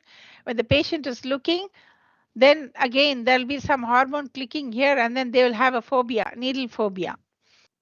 And then the transfer device should be perfect, because once when the patient is gone, you're going to transfer. till collecting the blood, recognition, labels, everything should be in front of the patient. Once you put the bandage, they are gone, then you transfer. Don't transfer, don't make them sit with the cotton and transfer the blood. Okay? And required tubes, and mainly you have to check for the expiry date. Even for the syringe, we have an expiry date. Have a Sharps container nearby all the time, always during collection.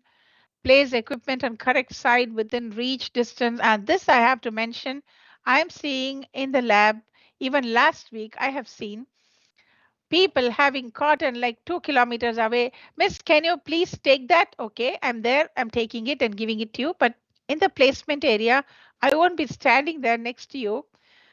And you can call another person from outside the room. Can you please lift the cotton for me? It's a big no, no, no.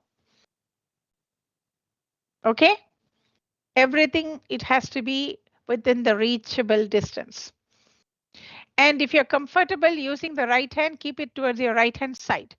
If you're comfortable using the left hand, keep it towards your left hand side.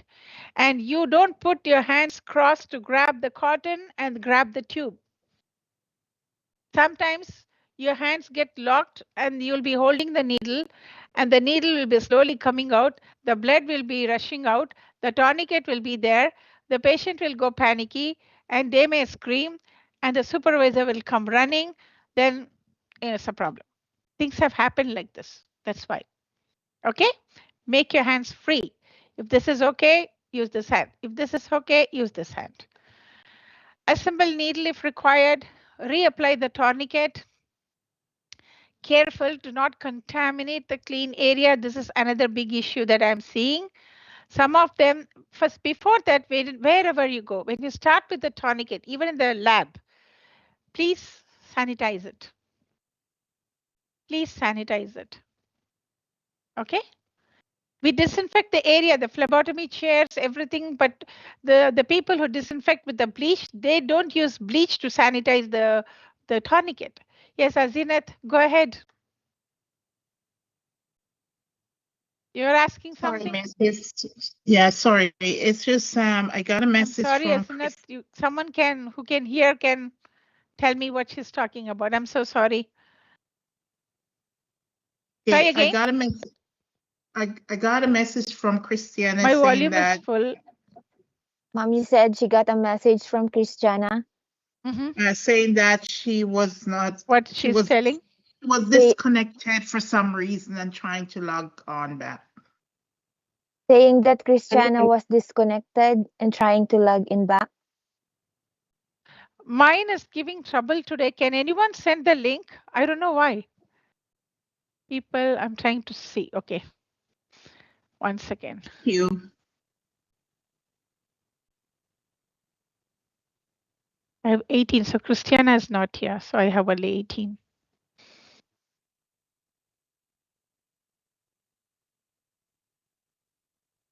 Just let her know she's trying to log in. Anyone send the link?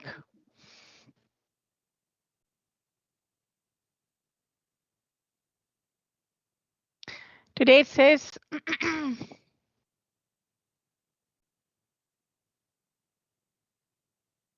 so by internet connection is fine.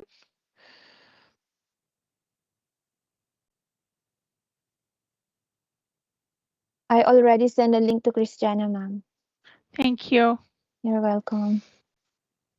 I have to talk to I have the Bell Express, but I don't know why today is giving hard time. Let me check here. Yeah, my volume, everything is good. Is the poor internet quality, it says. Thank you, Asineth, for the info. Okay, now loosening the plunger. You're Is there welcome. anything that you have to say, anyone? But can you hear me, my voice? Yes. Yes. Yes, we very do hear clear. you. Yes, we do hear you. Yeah, I'm hearing majority of them. Only for few people I cannot hear. I don't know. Okay, loosening the plunger, which means with a fresh syringe, often the plunger which has a rubber ring against the plastic barrel is stiff. Again, note this point. Sometimes you want to pull, it's very hard to pull because if it's fresh, new, there will be a washer-like thing inside the syringe. So make sure you adjust before poking. It should function well. And don't insert inside the patient hands and try to pull because that also is no good. It will cause injury to the patient. So before touching anything, make sure it's functioning properly. Even when you're using the butterfly needle, I want to tell this. Sometimes accidents happen with the butterfly needle because the butterfly needle, the tube is very minute tube. Some of them they manufacture with a very short tube. So in that, it'll be very tight. So you have to, my supervisor taught me to stretch before poking, even for the butterfly needle. But don't stretch in such a way that the needle comes out and then the connector comes out. Okay? Stretch gently and don't let the tube roll. I will show it in the lab next week. This is a very good point. If you're using a syringe, make sure the syringe plunger is working well.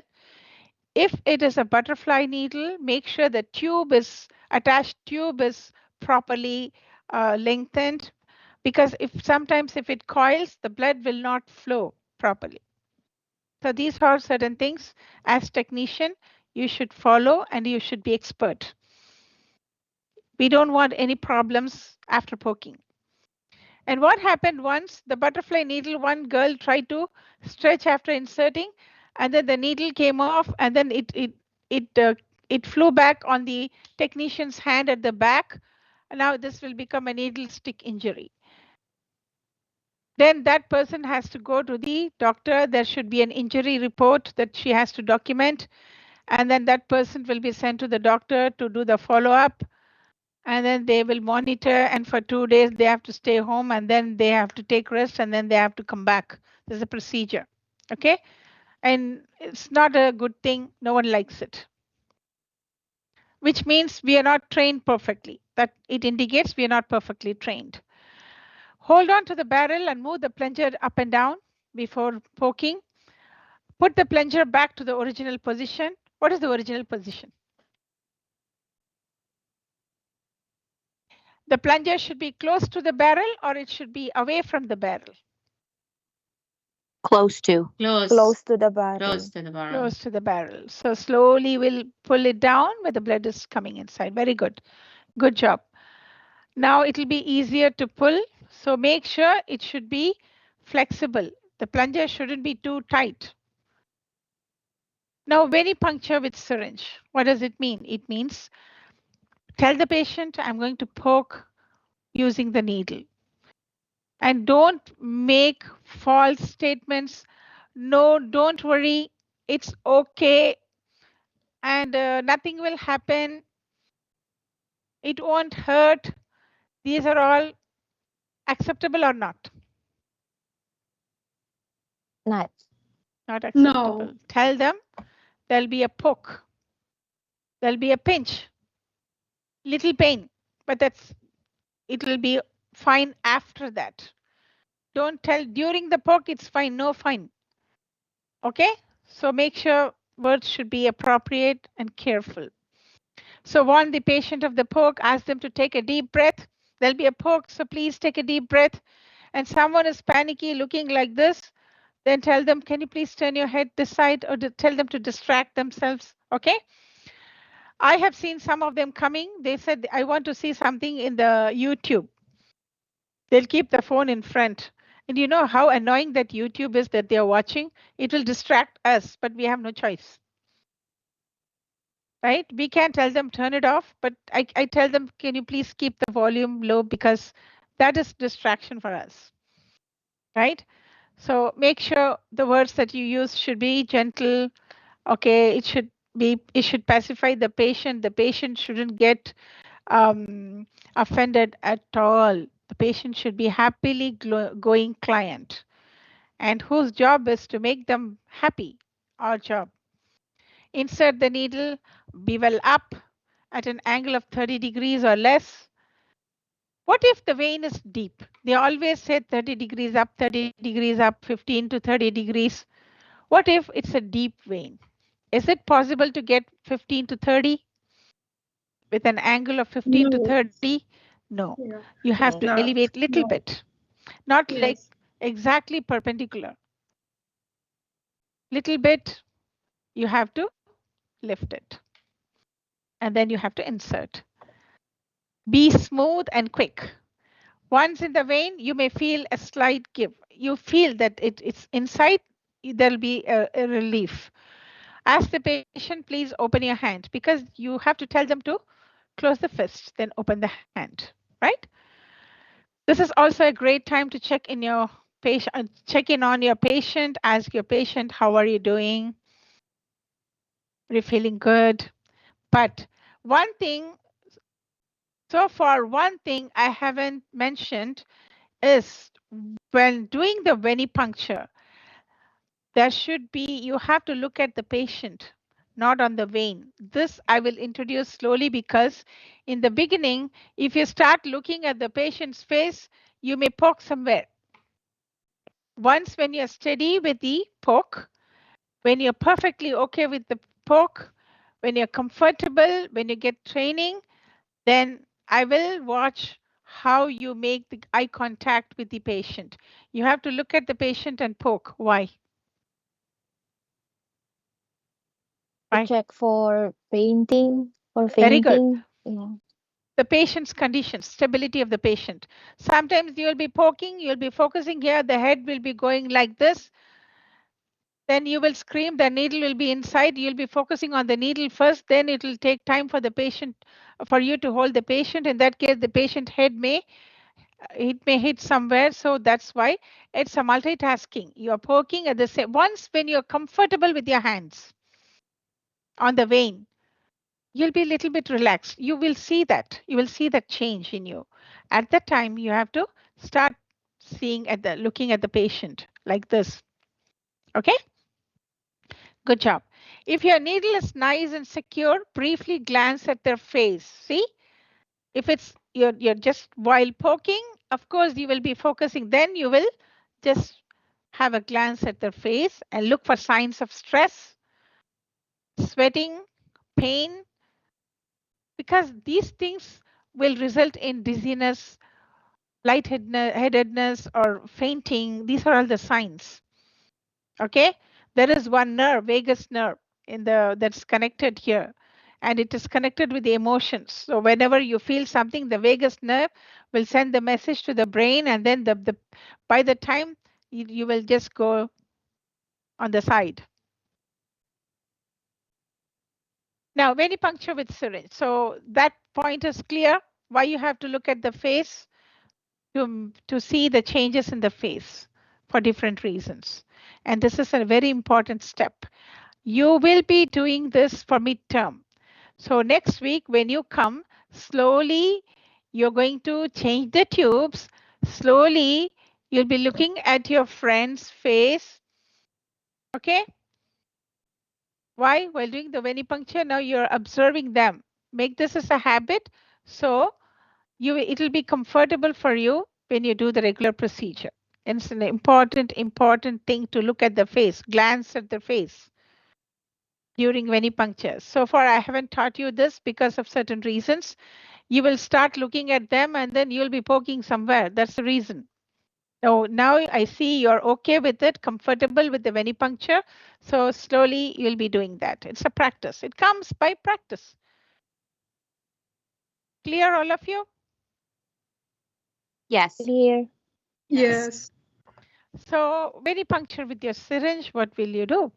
Slowly pull back on the plunger.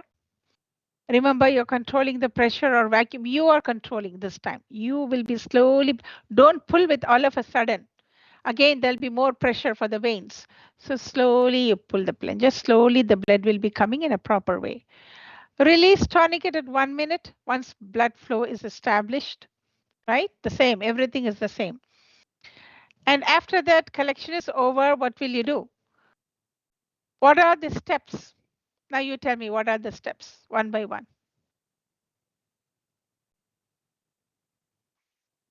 Put the cotton over it, and then I'm you sorry, Asanath. I'm so sorry. Anyone can transfer the message to me?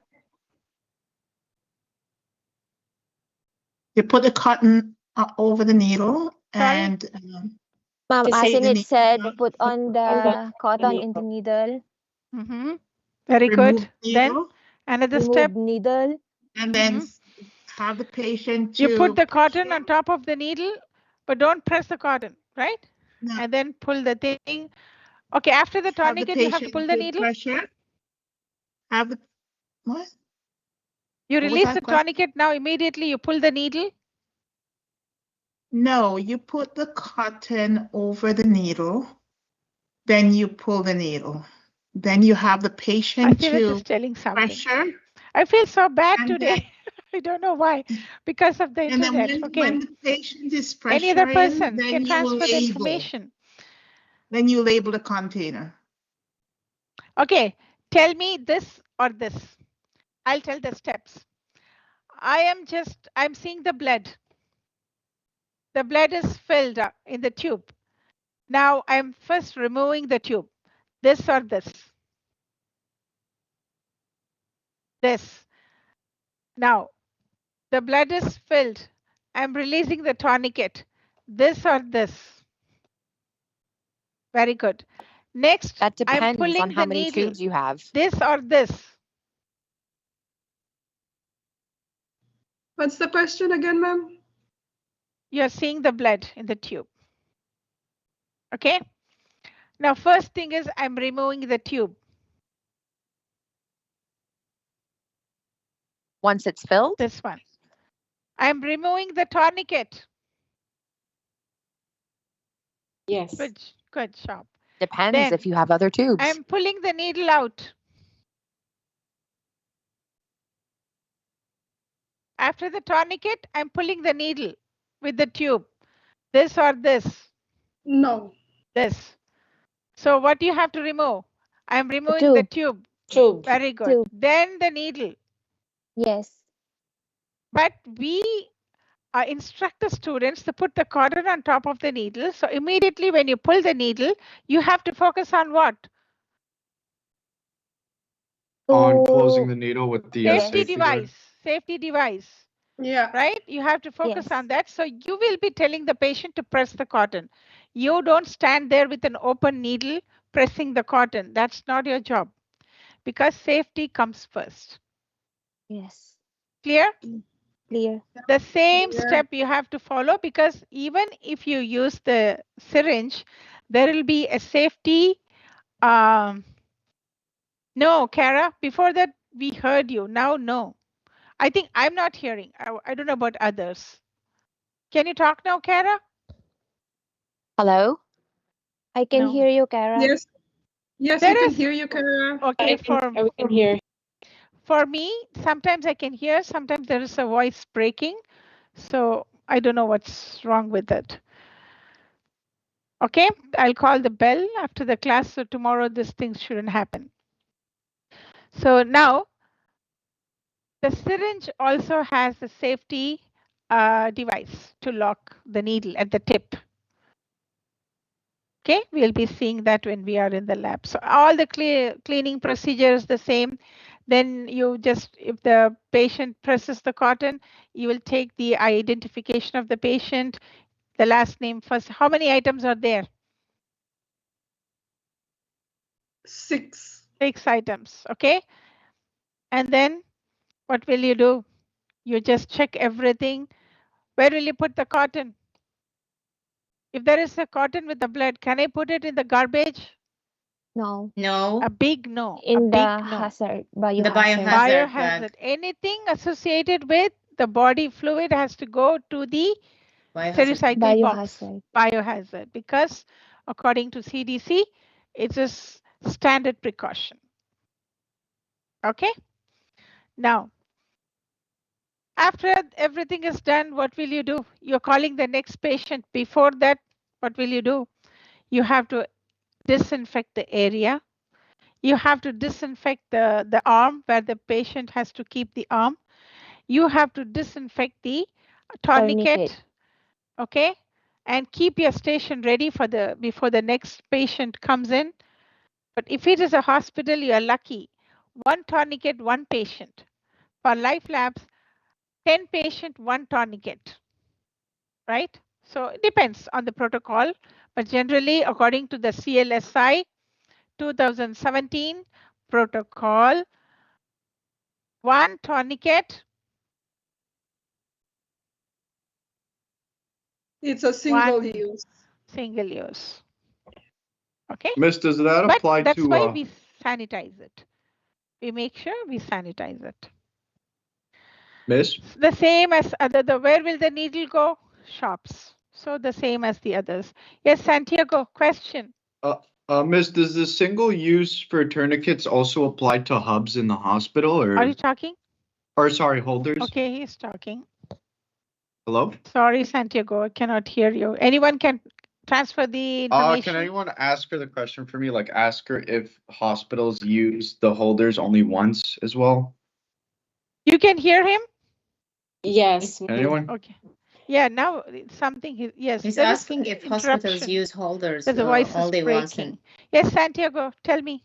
She doesn't Yeah, hear hi, me, can so- you hear me now? Yeah. Now I can. Okay, yes. yeah, so my question was, in the hospital setting, do they also use holders once only, or do No, they for like repeat them? holders, like holders, if they are not stained with blood, it's fine. Okay, Even so as with, long as it's not stained with blood on the like inside or yes, outside. for anything, if it's not contaminated with the blood or fluid, fine. If it touches anything like a fluid or pus, for example, or any body fluid, any secretion from the body, blood, definitely we have to throw it in the Stericycle. Why we use multiple times in the lab? Because we are not dealing with the patients. Anyways, we know we are drawing blood, but if you see blood, even a trace of blood somewhere, that has to be discarded or it has to be disinfected. But by taking chances of disinfection, we have other option of throwing. Okay, but in the hospital, the people who have the disease condition, they step in. We can take chances. Who goes to a hospital? If a person is normal, he won't go to a hospital. That is not a picnic site for him. That's not where they take the food they enjoy. That's something that really should be taken care of. There is something That's wrong right. with the system, something wrong with the body. That's why we can't take chances. Clear?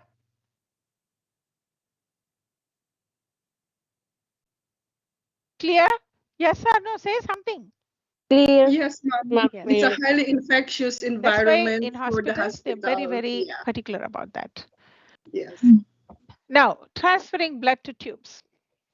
You will have to transfer the blood to vacuum tubes, I told you. Why? Because of the additives in the tubes? Oh, she There's doesn't hear no me. additive. Because of the No additive additives. in the Because there is no syringe. because Additive in the syringe, and blood has Yeah. to be mixed before sending it to the labs for testing. Yeah. So you will have to transfer the blood to vacuum tubes as soon as possible. Remember, there is no anticoagulant in the syringe barrel. Anticoagulant. Follow the correct order of draw. Transfer safely using a dedicated transfer device. So this is all very important. There'll be something that the blood has to be transferred properly while inserting upside down. Okay? Because the tube has to be in the adapter. That's the main thing. Without adapter, you cannot just use the syringe. They have shown the diagram as well. Now, how to use a transfer device? Once collection is done, remove needle from patient's arm, engage safety device immediately. When I happen to see anyone keeping this without locking and talking, even for a second, 5 marks cut during the exam. I'll be there monitoring you guys. So be careful. Remove needle and throw into the shops container. Is this a spelling for throwing? No. Place transfer device onto lever lock end of syringe. Turn vertical so blood will flow directly down into tubes. Okay, don't keep it in a horizontal position. That has to go immediately because it has to mix. It has to mix with the anticoagulant. And Mixed tubes, when removed from transfer device, once everything is transferred, you have to, inversion is the same. So then you do the labeling, complete any tube inversion if it's necessary, up and down motion, not like this and not vigorous shaking. And rocking the tube side to side is not mixing. Okay, hemolysis will be there, potassium will be falsely elevated, and some other metabolites will be disturbed, so the test results won't be accurate. Beside the patient, label the blood tubes with prepared labels. That's the LIS system generates the labels. Or write patient name, last name. See, look at the order: last name, comma, first name, date of birth. If there is an accession number, write it. But usually when you print the label, when you get the accession number, you don't have to write it. That label is enough to affix on the tube. And document collection date, time, initials clearly on the tube. Record the date and time of collection on requisition also, with your initial also. Important. Now check the tubes with the patient. What does it mean? According to the CLSI guideline, as of 2017, I mentioned, the patient should sit in front of you. You have to ask the information once again. Is your name this? Is this your date of birth? And everything. And if they have an accession numbers in the hospital, check the accession number with the band, the wristband, and check the same accession number in the label. So this is your job. When you mess up with this, no matter even at 12 o'clock in the middle of the night, you'll get a call from the lab. Who is the technician who performed? Okay, this person, okay, they'll call you. Sometimes they will tell you to come to the lab right away. Don't mess up.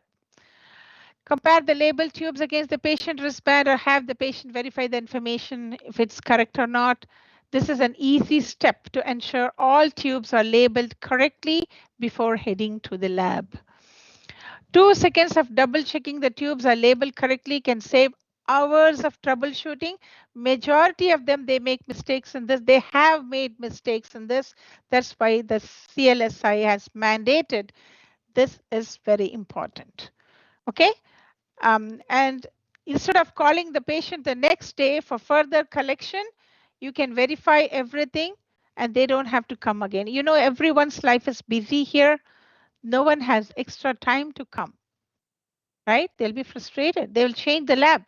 If you're working in the life lab, they will say, okay, this life lab, man, oh my God, this people are, they don't know how to do.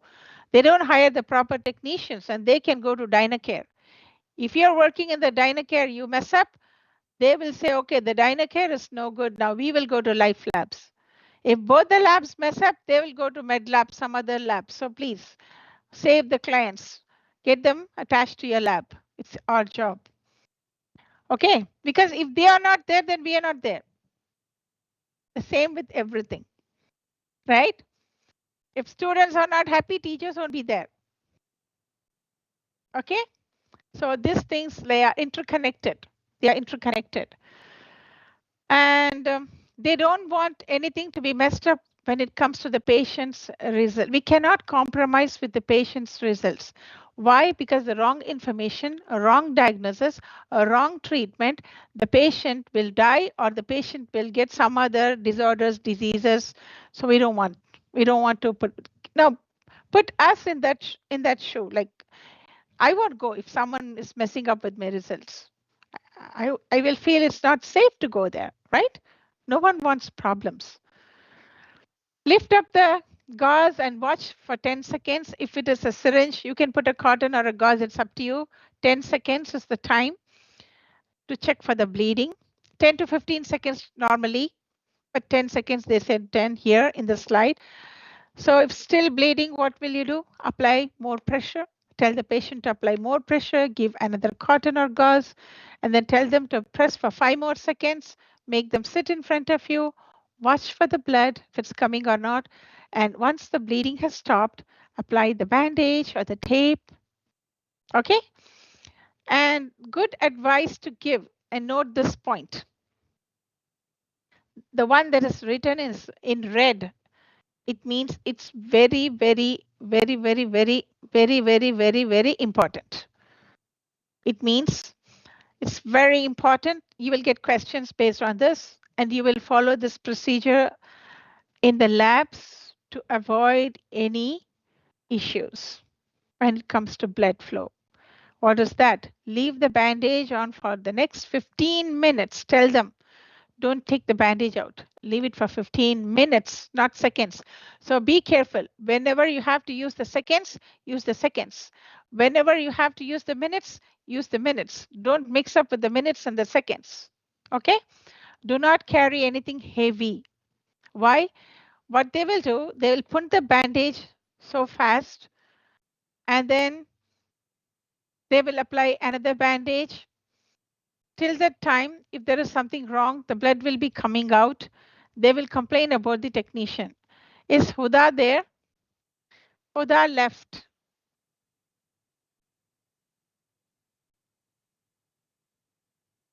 Can anyone send the message, please?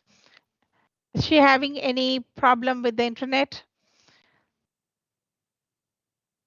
Anyways, your attendance will be recorded. I have put that in the recording mode for the attendance. After the class, I have to simply download. I can see who entered, who left. So I just want to know if you want to leave due to some reasons, please send me a message. Because after downloading, I have to send it to the student service department for the attendance purposes. They will check that. Okay, so tell them not to lift anything heavy. The reason is if they lift something heavy, the flow will be established. And if that is not properly secured, there'll be a blood leaking. So they will make a big issue out of it. Okay, tell them for 2 hours, don't lift anything heavy, including their bag, the handbag, I mean. Thank the patient. Okay, and then this is what we do. We have to thank everyone after, because they are our clients. And next one, clean up, discard the garbage, contaminated items into proper disposable containers. Disposal containers. If you are in the patient's room and had to remove the dinner table or bed, this is in the hospital situation. Everything you have to put it again in its original position or location, disinfect the area, remove the gloves, perform the hand hygiene. For how many minutes you will perform the hand hygiene?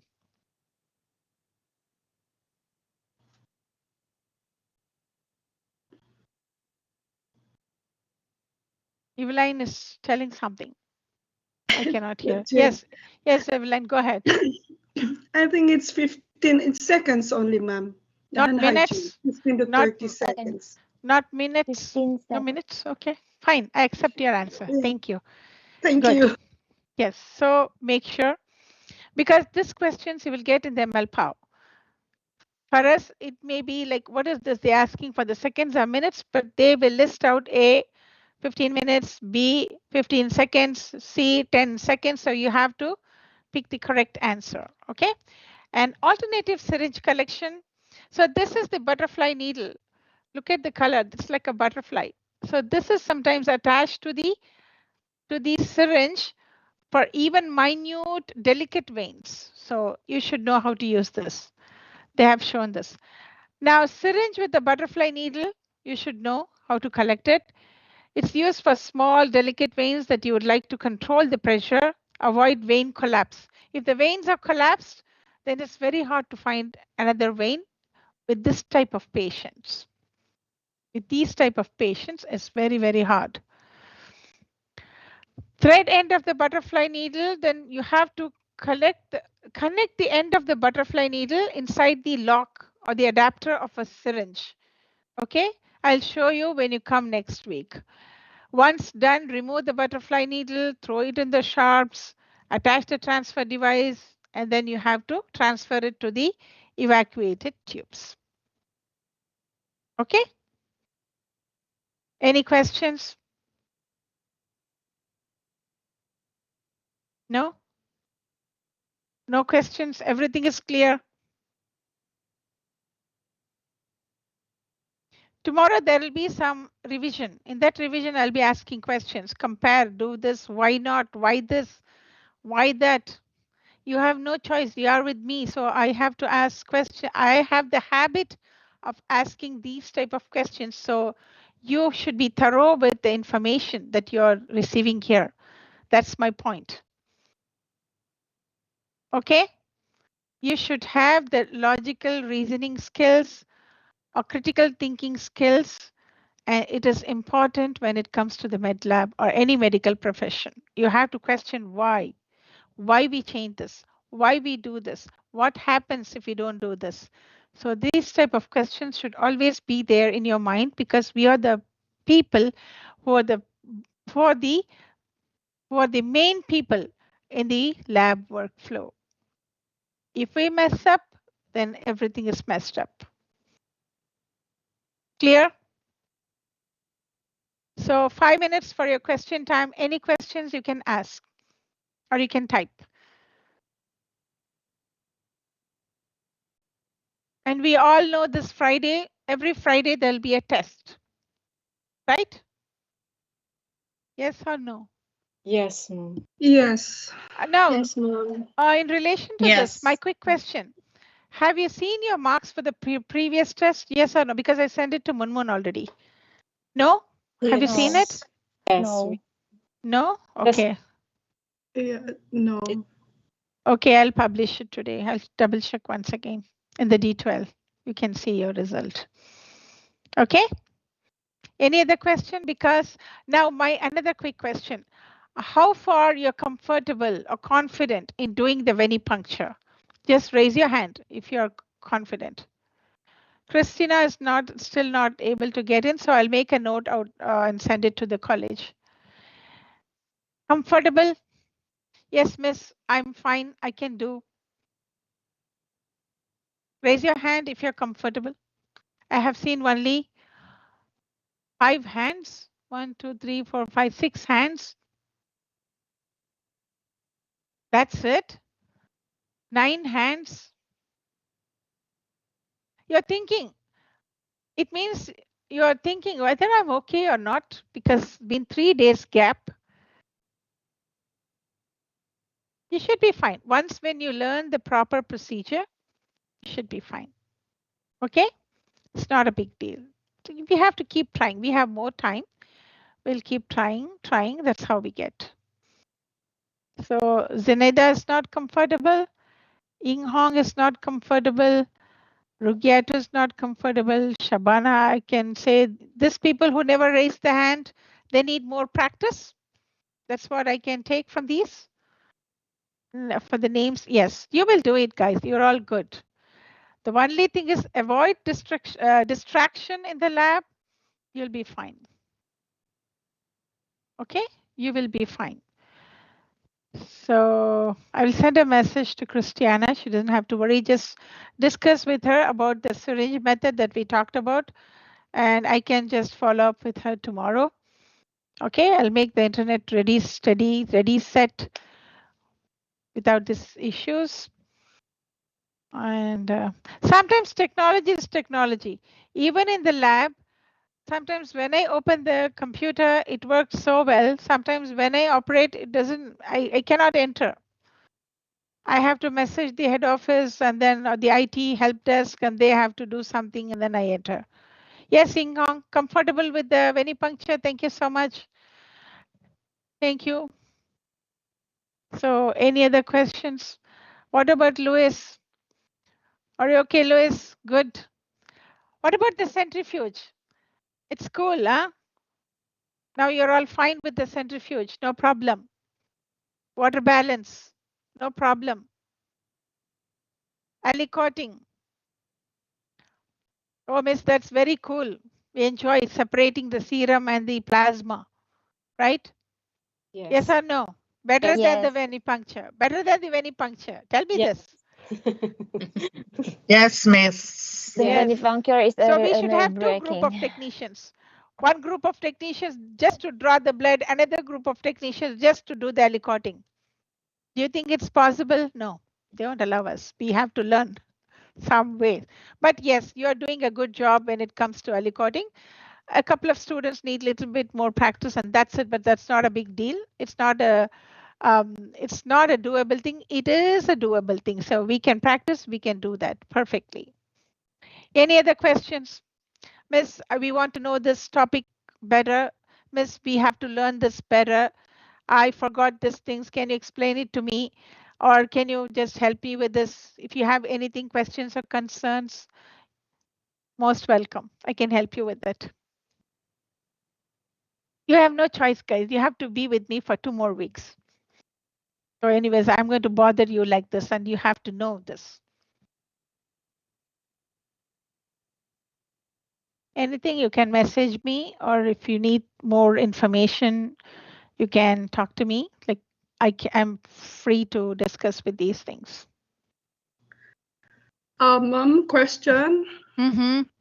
Because I missed the last Friday regarding the aliquoting, the centrifuging. Did you do already one by one for my classmates? They already did. I think they enjoyed. What I observed, they enjoyed this part. Yes, ma'am. They're so excited. They enjoyed this part. Based on their facial expression, the way they did, I was so happy. So it's not a big thing. When you come again, anyways, we'll be doing this. Even during the midterm, even during the final exam, or even before the midterm, the separation of the serum and plasma is an important thing. We have to practice in the lab after the venipuncture. So we will be doing this. Yeah, it's not a okay, problem. thank you. Yes. Okay. Any other thing that you want to know? Go through the information, and then if you have book, go through that information also. Everything that is in red, it means it is really important. It could be for the exam or the test, maybe on Friday, or even for the midterm, even for the final exam, even for the MLPOW. So it means these are all important things that you have to go through. For how many hours you cannot lift weight, you have to give the rest to this hand after venipuncture. For how many minutes you have to put the bandage. For how many seconds you have to allow the isopropyl alcohol to evaporate.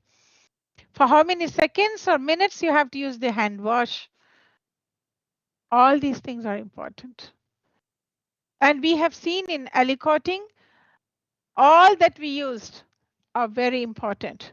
What are the things we have used? You can list one by one.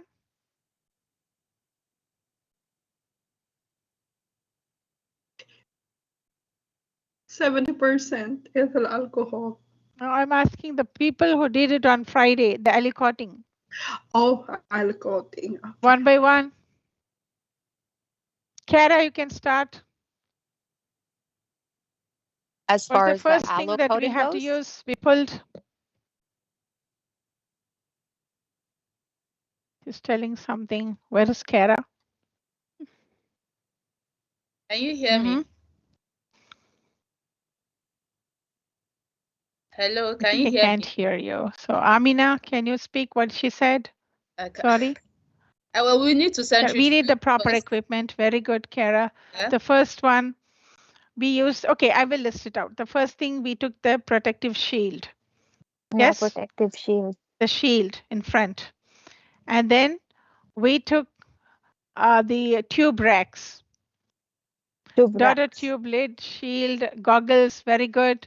Disinfected goggles, because goggles we use for different people. So we have to, after use, we have to use the, yes, very good, gloves, pipette, yes, very good. So the PP is there, but we need the protective shield, we need the tube racks, and we need the, what do you call, the stopper for the daughter tubes, the tubes, extra tubes, we have to keep labels, we have to keep, and then sharp container, secondary tube and stop. I like the way you name it. Secondary tubes, daughter tubes. Wow. So, and the proper, what do you call, the parafilm. If we don't have the proper stopper, yes, very good. Kara, labels. What if we draw, if we are drawing the from the SST tube, what should we write on the label? S. S. S. If it is plasma, P. P. P. Okay? Initial and time. You don't have to write the patient's name and everything if you keep it attached with the mother tube. Okay? It will be understood. Because when we evaluate, we see as a pair together. Okay? So a small red bag for disposal of things, sharps container, because we are using the glass tubes. They have a sharp end, right? So we use that one. And we use the alcohol wipes, very good. We use also the cotton in case, paper towels. Yes, paper towels. We disinfect everything. And then after that, what will you do? Absorbent pad. So everything should be there.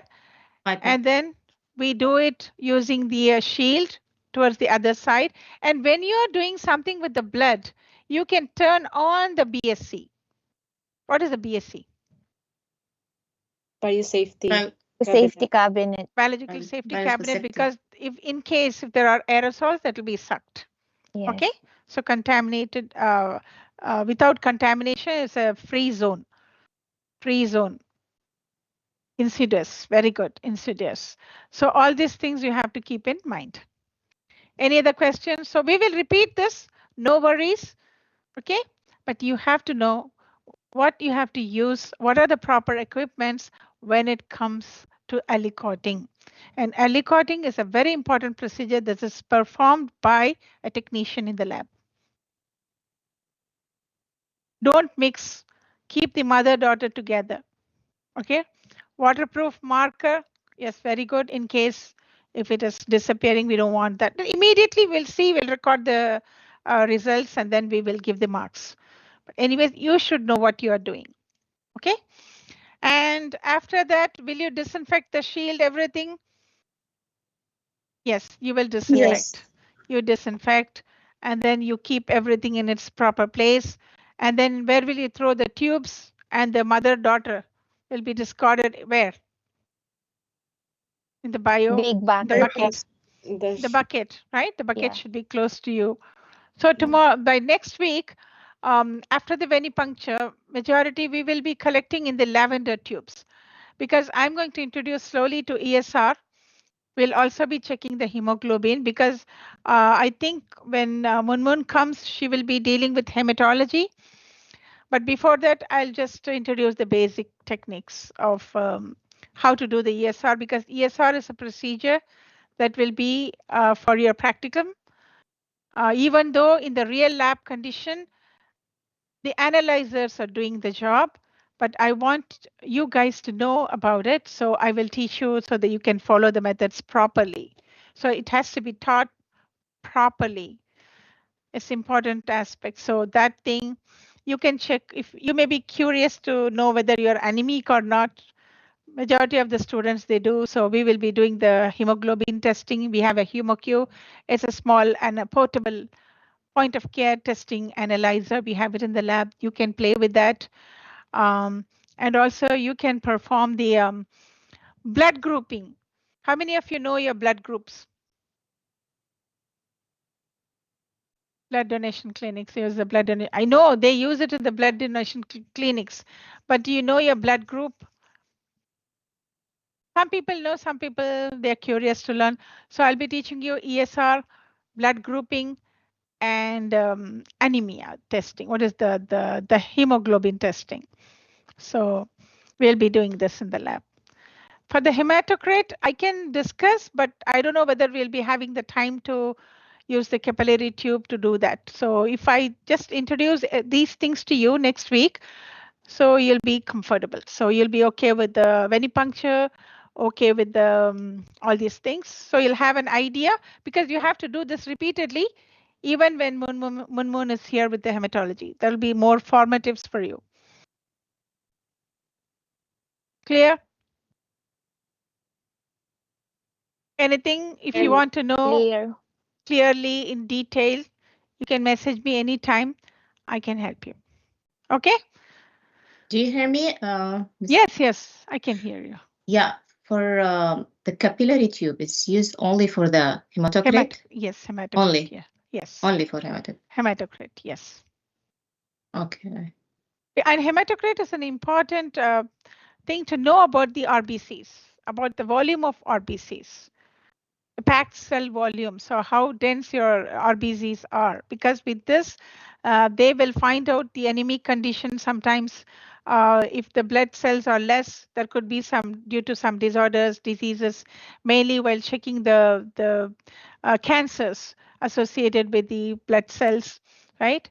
So they will know all these things. So that is important. So, and you will get that for the practicum as well. So that's why we have the micro hematocrit centrifuge. So these are all the important things. As I have taught you about the centrifuge, I will also teach you about the micro hematocrit centrifuge before your teacher is here. Before, I mean, your real teacher is here.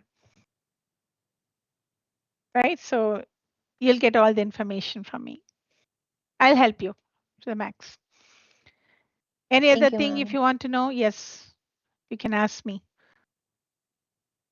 Clear? But go revise whatever we have learned, make a comparative study, okay, and make a note. If you have book, go through that, or just focus on the slides. If you don't understand anything, you can come to me tomorrow and then we will talk about it.